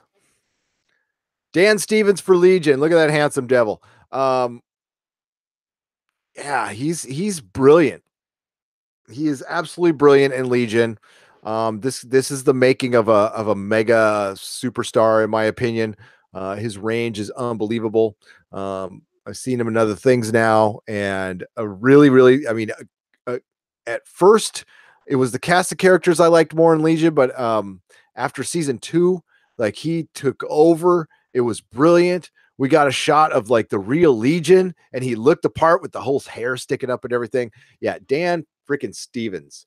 A lot of people don't like this character. I love fucking Holden. I love Holden. I love dopey Holden. He's supposed to be a bit he's like a slacker who does the right thing. I like dopey Holden. I like him as a main character. Steven Strait really does a good job at it. Yes, the kid from oh, why? Well, I'm blanking on the name now. The superhero high school movie that Disney did. Why am I Sky High? I love fucking Sky High. That's a great movie, by the way. Yeah. So dig Steven Strait. Okay. Also, oh, where is it? Hang on, we're gonna have to stop sharing while I thought I had one picked up, but I don't. Here, we were just talking about this guy, and let's go back to sharing again. Self-produced show. Thank you for understanding. This guy really must work out. He has no body fat whatsoever. And it is Joel Kinnaman. Joel Kinnaman for Alter Carbon. And they're going to find out in season 2. I think a lot of people are still going to watch it, but the fact that Joel Kinnaman's not going to be in it is going to be disappointing to a lot of people, myself included. Now, I know it's not part of the story, and I know it's kind of an anthology thing, but some of the story, I loved Alter Carbon. It is nominated for one of the best shows, but some of the story structure kind of falls apart in it, and what holds it together is Joel Kinnaman's performance. He is really the best thing he's ever done. And I don't know how this show's going to hold up because and I'll explain it when we talk about Alder Carbon, but Joel Kinnaman, and of course the great J.K. Simmons for Counterpart is nominated. So and like, need I say more? It's to me the best performance of the year. We'll see what the vote says, but he plays 2 parts. He plays them brilliantly. This is one of the best actors we have alive right now. And I love the fact that he's still doing insurance commercials to get that paycheck, and he's fucking great in those. J.K. Simmons rules. He's going to be in Veronica Mars, and of course, season 2 of Counterpart is coming up. So again, the nominations are Jonah Hill for Maniac, Dan Stevens for Legion, Joel Kinnaman for Alter Carbon, Stephen Strait for The Expanse, and J.K. Oh, I misspelled his last name on this one, guys. On this poll, Simmons, J.K. Simmons as in Counterpart, and the winner is, as voted on by our patrons, J.K. Simmons. Come on, J.K. Simmons wins for Counterpart. Best performance of 2018, best performance in a new show, and I'm going to go along and say that the best new show for 2018 is Counterpart. Counterpart also wins Best New Show for 2018. If you guys, I mean, I talk about it pretty much every show. If you aren't watching it now, it's just because I probably talk about it too much and I'm pissing you off. Try to put that aside and really see it. Yeah, it's behind a paywall. It's worth it. If you're just think of how much money you've wasted on going to see shitty movies. Like, skip you know what? Don't see Deadpool 2013 for 15 minutes of extra footage and then tell Disney that it's okay to have a PG-13 Deadpool movie, because it's not. Take that money. It's not even the full amount. Take $7.99 if you're an Amazon Prime member, get stars, or even join for the month free trial and then bow out. And yeah, it's worth it for season 1. It's also available on Blu-ray. You will not regret it. It is a great show, and it does something really different and fun. Yeah. And casting an older guy. I love this. Like, here went for the older guys as a lead, I can't talk about this show enough. It's fucking brilliant. And there's been so many good choices this year. It was like, this one was it was easy to pick. This one was easy to pick. The best show was actually tough. Was really tough. I don't think you guys had a good time with that one. Congrats to J.K. Simmons. Thank you, J.K. Simmons. I am thankful for J.K. Simmons for entertaining the shit out of us. Played the best J. Jonah Jameson ever. Was in Oz. Played a deeply disturbing character in Oz. It's the only reason I ever watch an insurance commercial, and I mean, I'm counting Geico commercials because I haven't really liked them since the Cavemen. And yeah, I freaking love J.K. Simmons. And honestly, if the MCU has any brains whatsoever, they will bring him in as J. Jonah Jameson. We'll all understand. Do not recast J. Jonah Jameson as long as J.K. Simmons alive. And if you can't do that, then don't bring him in at all. Sissy for $5. Happy Turkey Day, everyone. I am thankful for Venture Brothers Season 7, Alter Carbon, and Castlevania. All shows with the Nerdrotic seal of approval, I am actually going through the process of nominating this thing. I started watching Alter Carbon again. I can't stop. It's such a beautiful show. Oh, it's so well done. Yeah. Yes. Thank you, Sissy, for the $5 super chat. I appreciate that. Let me just make sure I have it. I tend to miss them once in a while. Okay, good. We haven't missed any. Good. Okay. So we'll do a chat, a little bit of more of a chat here, and then we'll give our final award. Malwinius Serrano Ulfrim from York. How's it going?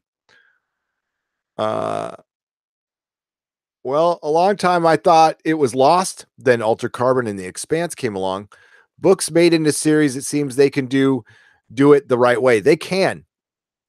You get the right people to adapt it. You know, Dan and Dave, for whatever criticism they get at Game of Thrones, they were very good at adapting. Now, as far as adding to the lore and having to go kind of, you know, without George R. R. Martin, I don't know how good they are.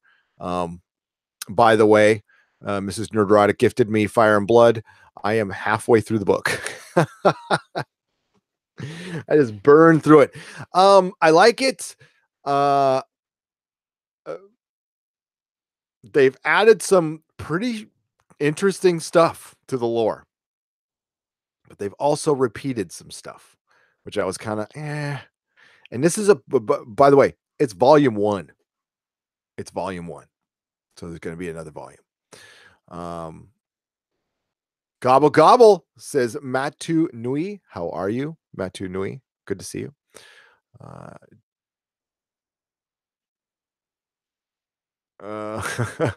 Netflix is getting bashing from left and right from competitors. It's good to have fan press unaltered. Yes.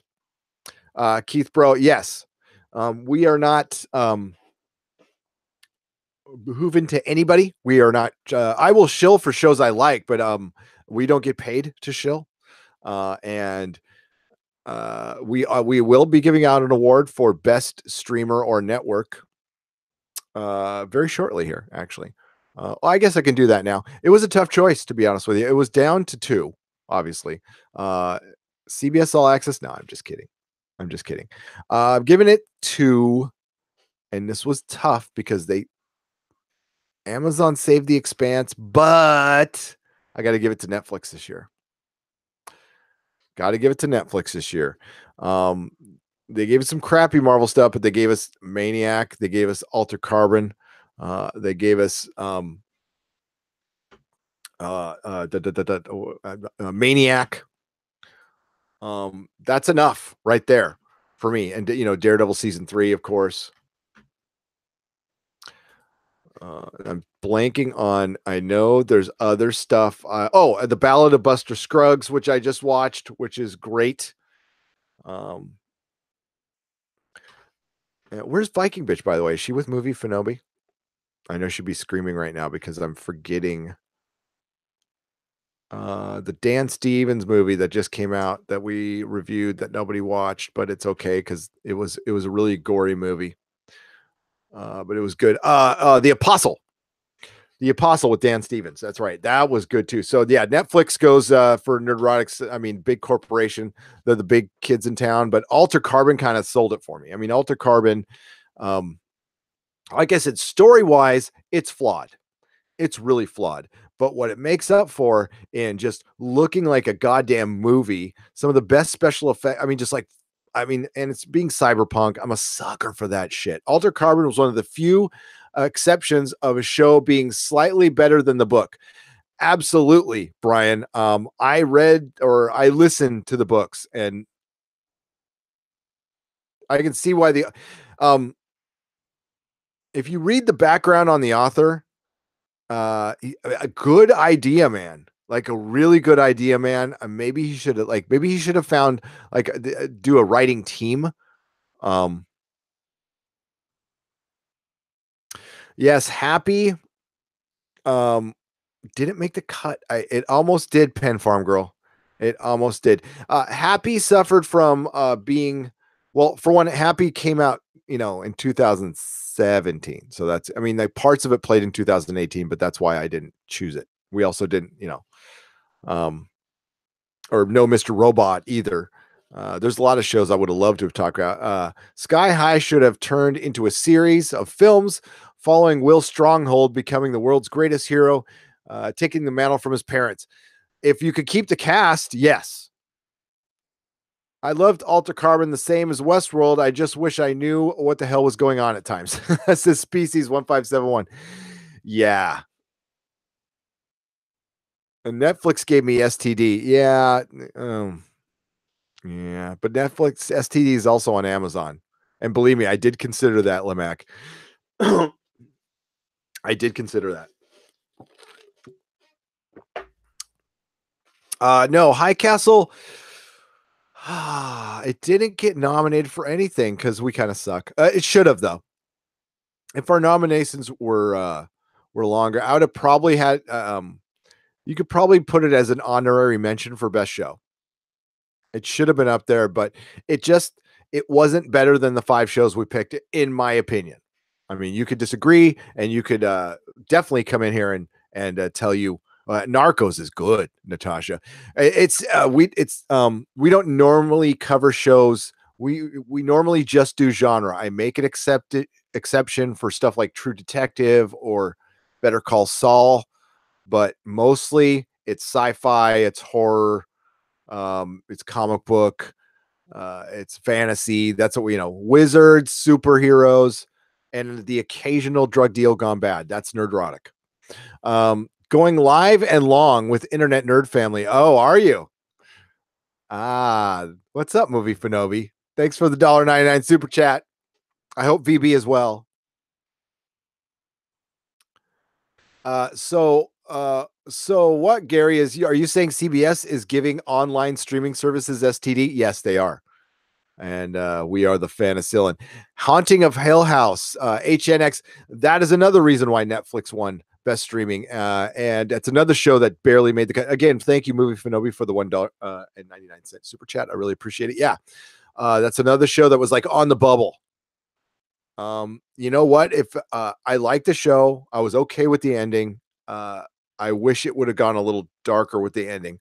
And I said in my review, I kind of imagine that they're all just stuck in the room, and I feel better about that, even though that would be just a dark as hell, horrible ending, and just the house is like the Sarlacc slowly digesting them. Best comedy or musical? Well, I guess we could add that category. Best comedy or musical? Well, best comedy is Venture Brothers. Hands down. Best musical will be, I'd have to find out the episode title of one of the Legion episodes.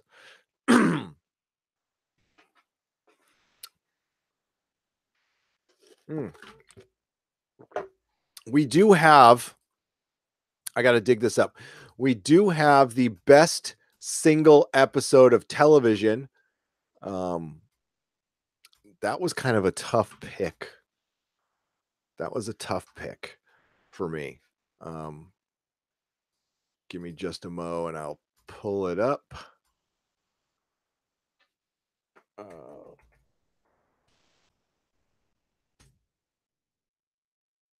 And it was between 2. And I spoke about them earlier. There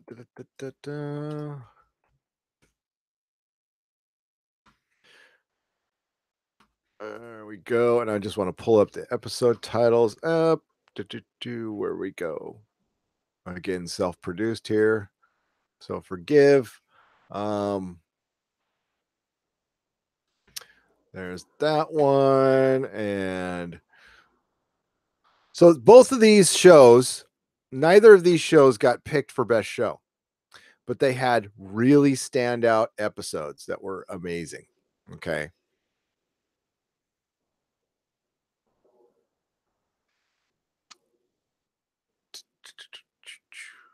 It was 1, 2, 3, 4, 5, 6. Yeah. Okay. But these 2 episodes of television were absolute standouts. I'll let you guys decide. Okay, so Castle Rock and Westworld did not win or did not get nominated for best show. Castle Rock, didn't land its ending that great, although I enjoyed watching the show. It had great performances. Overall, I'd say it's a good show and worth your time. If you're, I wouldn't subscribe to Hulu for Castle Rock, but if you're already subscribed, I'd watch it. How's that sound? It's a good show. Westworld, frustrating, man.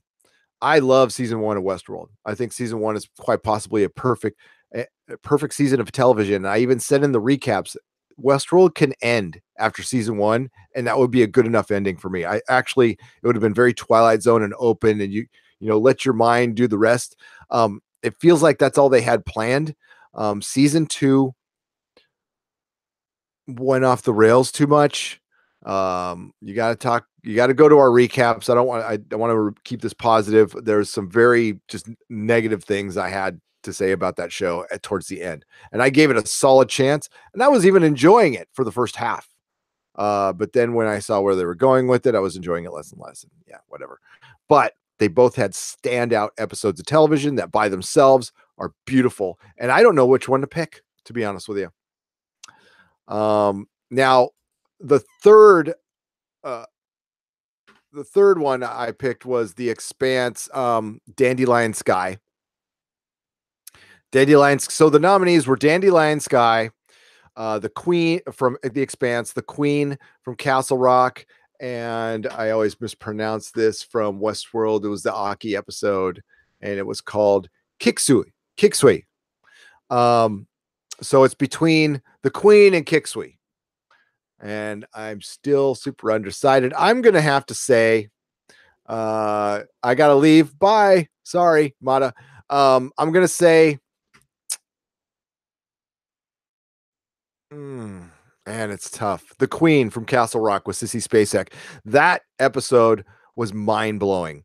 Where you think her character Ruth Deaver is suffering from dementia. On the surface, it looks like that, but you see that Castle Rock kind of sits on a fold in time and space, and she is able to travel through there freely through her consciousness and kind of flip through time, but she has very little control of it. In this episode, she finds a way to kind of control it, but it's also to help her grieve because she did something very tragic. And it will, oh God, at the end of the episode, it's just freaking heart-wrenching, because it's this just innocent human being is caught up in this bullshit of just being on a fold in time and space. And it is amazing. And her performance was brilliant. And yeah, I got to give it to the Queen and Castle Rock as the best single episode of television I have seen this year. And I said that at the time after I watched it. I didn't think it would hold up, but because sometimes I'm a prisoner of the moment. Hats off to Sissy Spacek was the reason that happened, because she was so fucking great. So that is the best single episode of television. And then let's finish this off with the best show. Okay. Nominees for the best show for the Rorys are, of course, Legion. We got season 2 of Legion. It's everything you want out of a comic book show. It's surreal. It's fun. They mix in musicals. They actually have comic book battles. You have awesome X-Men references. Yeah, it's somebody took Bryan Singer's X-Men universe and showed what talent can do. As Alan Moore did with the Swamp Thing, as Frank Miller did with Daredevil, you take what are considered subpar characters and you turn them into absolute brilliant stuff of legend. That's what Legion is. The storytelling is stuff of legend. That's what Noah Hawley has done.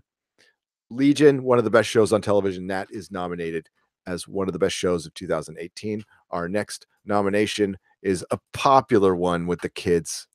It's a popular one with the kids. It is The Venture Brothers.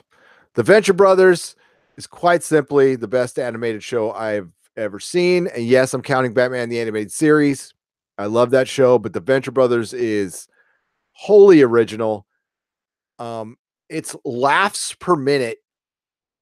I don't know if there's a show that's ever been as funny as this show is, but you got to be into this humor. You got to be kind of a nerd. And I mean, fuck, this show is everything about it. It's got like everybody on this in this picture right now is more developed than any character on Star Trek Discovery.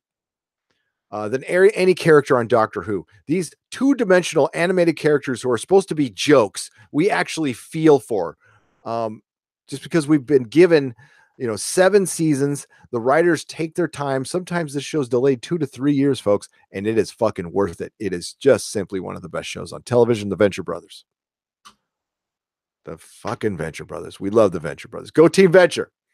All right. As before, we was just talking about Altered Carbon. Like I said, story-wise, not a perfect show, but quite simply, stylistically, aesthetics, right up there with Legion. It's beautiful. It's cyberpunk. It's Blade Runner. It fucks with your mind and the plot.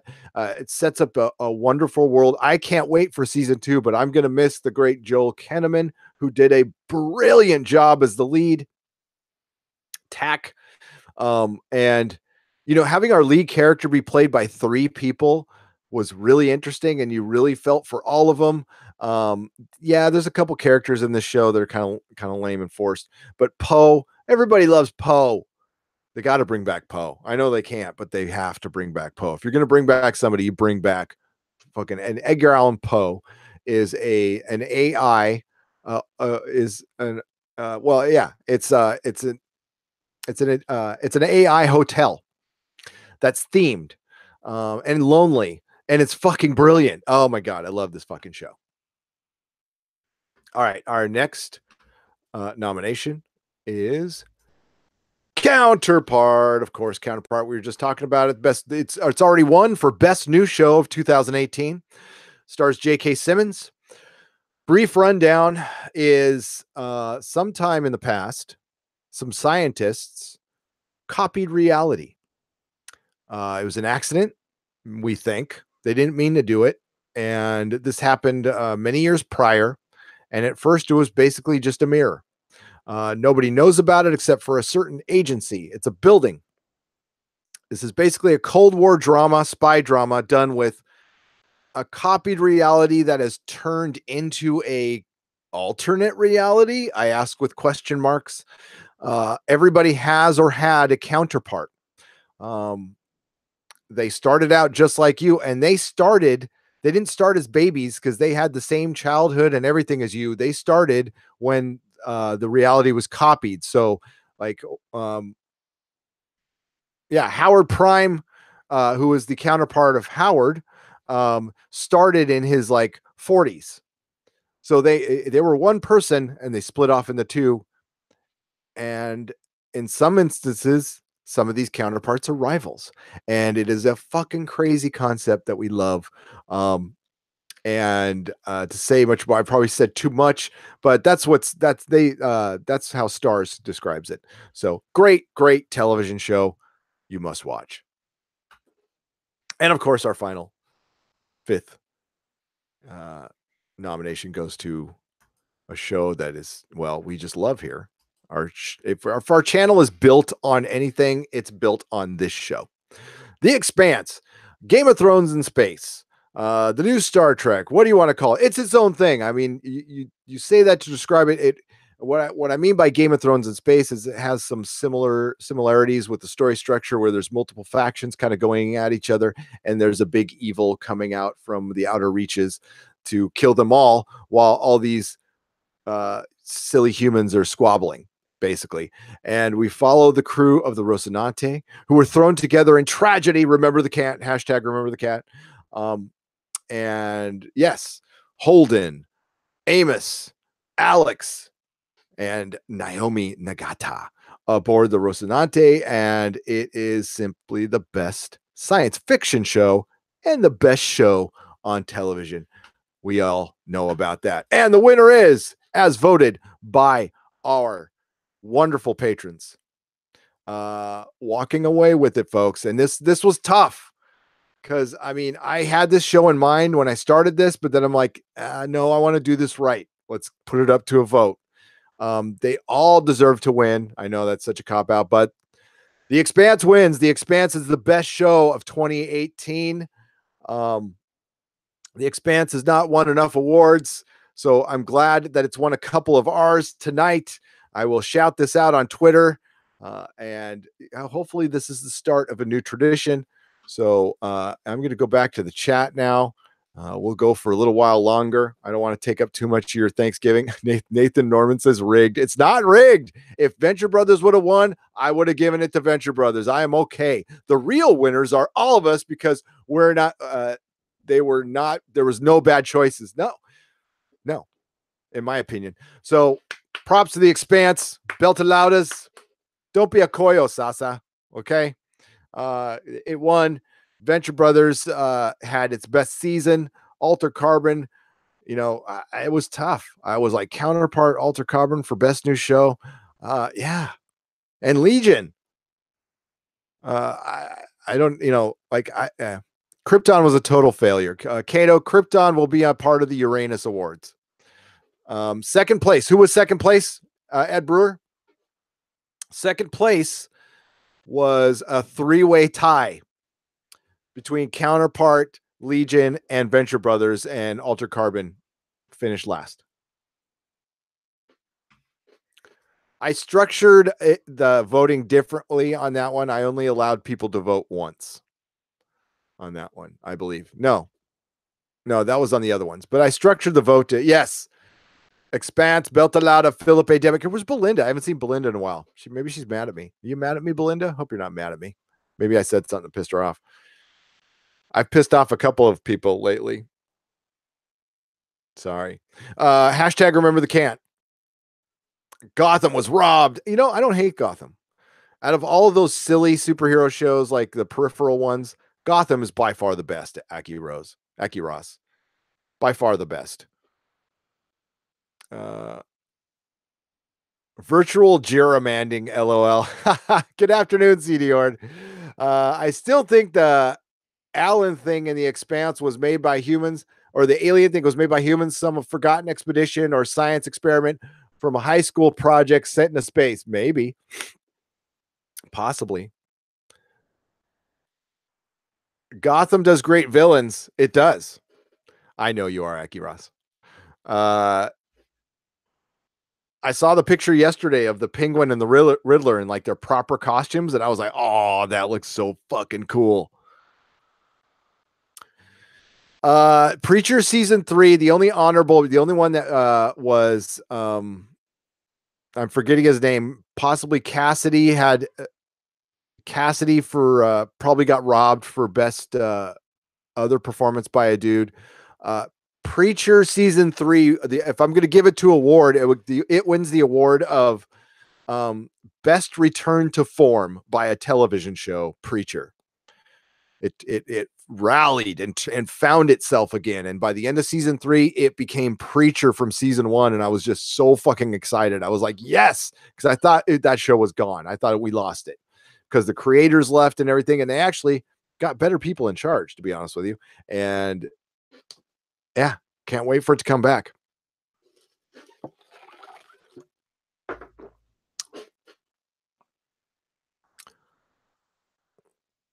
Gotham got some damn awesome scenes. One of them was when Bruce is on a nightmare, and Alfred tells him that he needs to take him from here to Batman. Is damn amazing. I want to see that. I got to get caught up on it.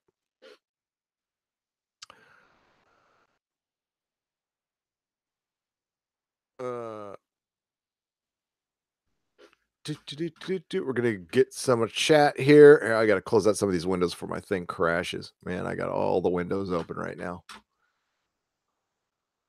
So give me just a sec. Boom, boom, boom, boom, and boom, and boom. Okay, good. Now it's just us. Thank you again for the $5 super chat. Penn Farm Girl. I'm gonna look for that picture. I got to show that off. I think it was on that awful website that I won't announce here, but there is a picture of the Penguin and the Riddler. Oh, you go to IO9 and you get the first article I see. Oh, like Honestly, the 23 pop culture things we were thankful for this year, and like two on the right are bad.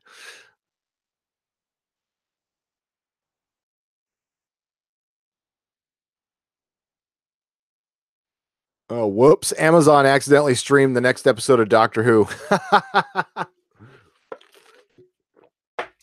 They did, huh? Well, I'll be doing my review at the same time. Because if you do a review on that, you'll be admitting that you torrented it. That would not be fucking smart. Um, okay, let's go here. I'm looking for that article. Ooh, what the hell's that? That looks cool.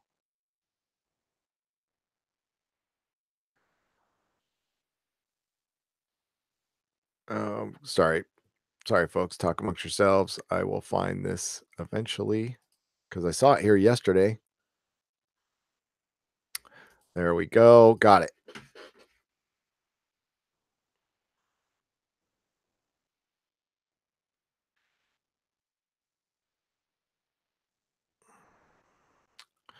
Oh, at least I thought I had it.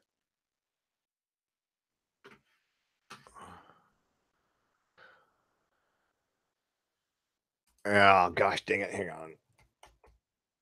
Penguin, Riddler, 909.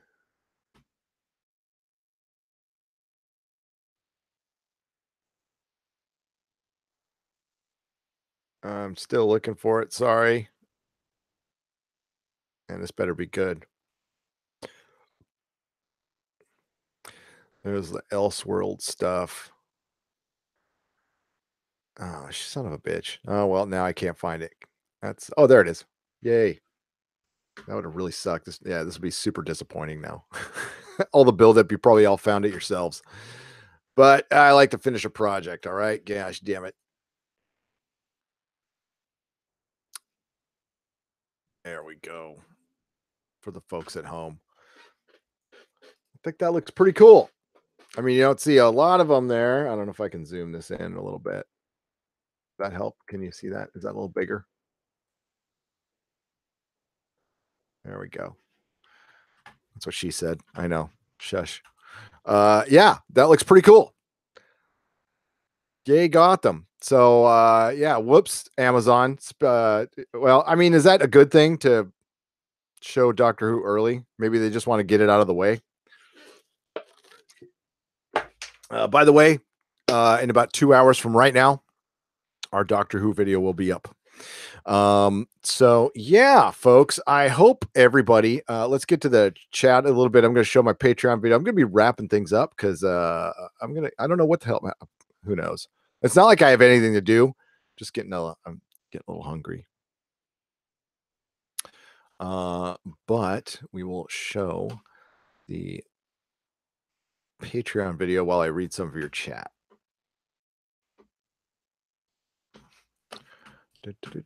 Yeah, and yeah, and like I'm sure there'll be other live streams, and of course there's Doomcock tonight. So, Preacher's what gives me hope for Westworld. Yeah, shows can turn around. Philip A. Dimmick, and I think Westworld will turn around. I'm sure they heard the criticism. Listen. Westworld fell victim to the whole "Time's Up, Me Too" thing. They let it infiltrate their storyline, and they already had like I feel like they felt bad that they had women as victims in season 1, and that's kind of what happens in the West.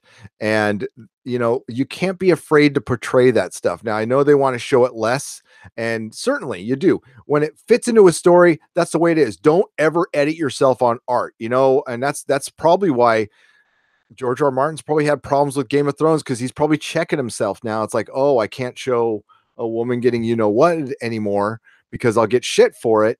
Although that happened all the time in feudalist, Europe and stuff, and that's what Game of Thrones is based on. And yeah, it's a brutal time. It happened to dudes too. So you don't stop writing about it. You got to write freely. And if people are sensitive to that and stuff, then don't fucking read Game of Thrones and don't watch Westerns and shit, because it was a brutal fucking time. The Ballad of Buster Scruggs. The one thing I was thinking that whole time is how many people died alone and forgotten or like a trapper went out in the woods and never was seen again, and nobody missed the guy. Like maybe 3 years later, he's going, "Hey, I haven't seen so and so, that trapper in 3 years. He must have gone out there and died." Just buzzard food, the unmourned dead. It's sad. It's sad to think about, especially on Thanksgiving.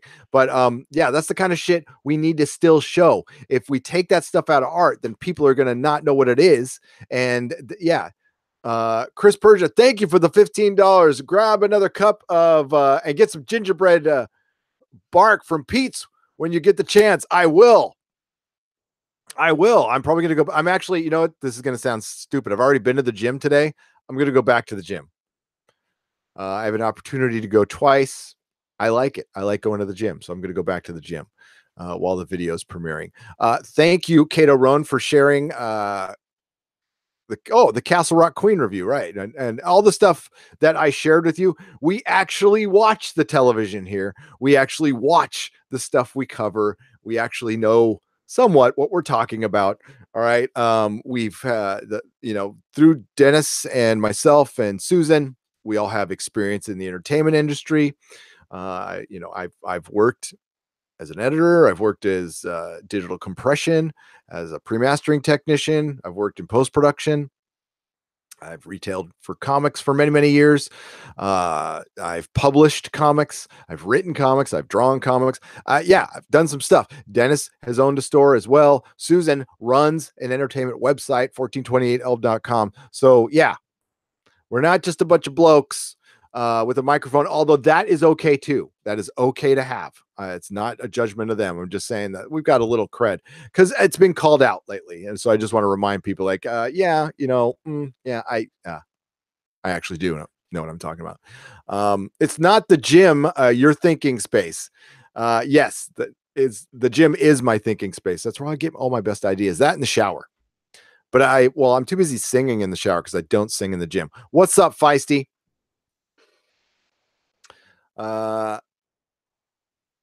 Snowflakes melted back then. They did. They did. Oh man. All right, everybody. Hey man, we had over 100 viewers this whole time. That is way more than I expected. So thank you all.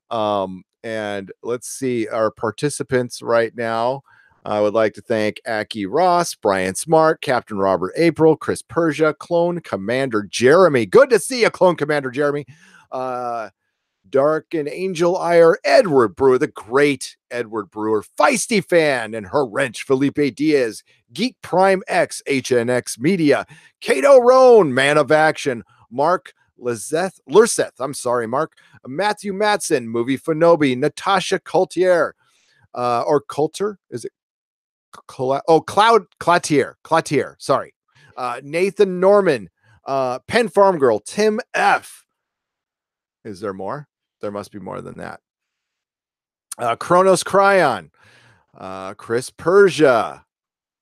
Yeah, that participants thing is wrong. There's more people in here.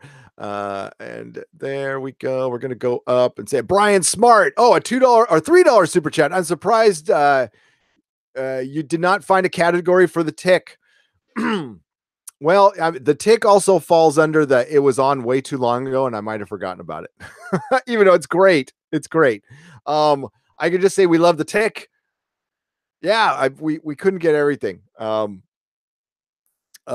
I'll make up a category. Oh, that would be tough though. Well, okay, so no, best comedy we already gave to. Yeah, the tick lost to the Venture Brothers for best comedy. How's that sound? Best representation of a superhero, best adaptation of a superhero from comic form to screen. That's a half an hour episode. The Tick wins. Okay, there you go. HNX Media, Lemac Ajax. Did I say Felipe Diaz? Captain Robert April, Stephanie Littlepage, Milwenius. I'm just going to say Milwenius. Ijar, how are you? Thanks again for the $5 super chat, Penn Farm Girl. Dr. Venkman is here. Thank God for Dr. Venkman. Gabriel Rosenberg. Final Space. That's right. Rick and Morty. I'm not. Dennis is the Rick and Morty fan. Gabriel, I am not. I mean, it's okay. I don't hate it, but I'm just not a fan. Yeah, I'm just not annoyed. Madanui. I knew how to say that eventually. Good to see Species 1571. The Bazapalus. How are you? Castlevania. Mage Grey Wolf. And that's as far up as I can go. And then, of course, we want to thank our super chats who snuck in there. Those ding dang super chats sneaking in there. So we'll thank them. Please go to nerdrotic.com for our live schedule, everybody. That's where the magic happens. No, that's where audio theater will be. I'm super excited about this. So I'm going to put up audio dramas for you guys to listen to at your leisure. And there'll be a bunch of them. So I'm going to start out though with the BBC Spider-Man that's going to be up on Monday. We also have a Patreon where you get a bunch of exclusive content and you get stuff. Packages are currently, I'm done with half of them. I'm about to send them all out. Man, there was a lot of you. And our next video will be at 2:30 p.m. Pacific today. It'll be a Doctor Who video. Thank you to the 1,000+ new subscribers we've gotten. One of our videos is like blowing up. It's on its way to being our most watched video. It's over 50,000 right now, which thank you very much. I'm sorry it's not under better circumstances. The next show we're covering is Friday is Titans. And of course, Friday Night Tights with Dennis and Susan is at 7 p.m. Pacific time. And of course, thank you to all the super chatters who are all out of bubblegum for $5. Brian Smart for $5. Dakota Stanton for $15. Movie Fanobi for $1.99. Movie Fanobi for $4.99. CC for $5. Movie Fanobi for $1.99. Penn Farm Girl for $5. Brian Smart for $3. Chris Persia for $15. And Movie Fanobi for $1.99. It really does help right now, believe me. And I'm having the time of my life with you guys. Really, like, you guys are fucking brilliant. I hope you have a great Thanksgiving. I hope your sports ball team wins the sports ball. I talk like that. Listen, I used to be a huge NFL fan. I tell you right now, it kills me not to be rooting for the Chargers. It does. I mean, like, I'll even get a little verklempt right now because, like, that was a lot. Like, the one connection me and my dad when we hated each other, and later on in life when we loved each other, we could always connect over the Chargers. That motherfucker Dean Spanos pulled him out of my city. That guy could fucking burn in hell. Burn in hell. I'm sorry, that's not very thankful. I hope he has a good turkey day too, son of a bitch. But yes, it sucks not rooting for my Chargers, but I can't. So screw them. Screw them in the NFL. And yeah. So thank you again, everybody. And Movie Fanobi, turkey and nerds is turkey, and is that a nerd? Is that a nerd right there? Is what is fine Thursday. We love you, Gary. We love you too, Movie Fanobi.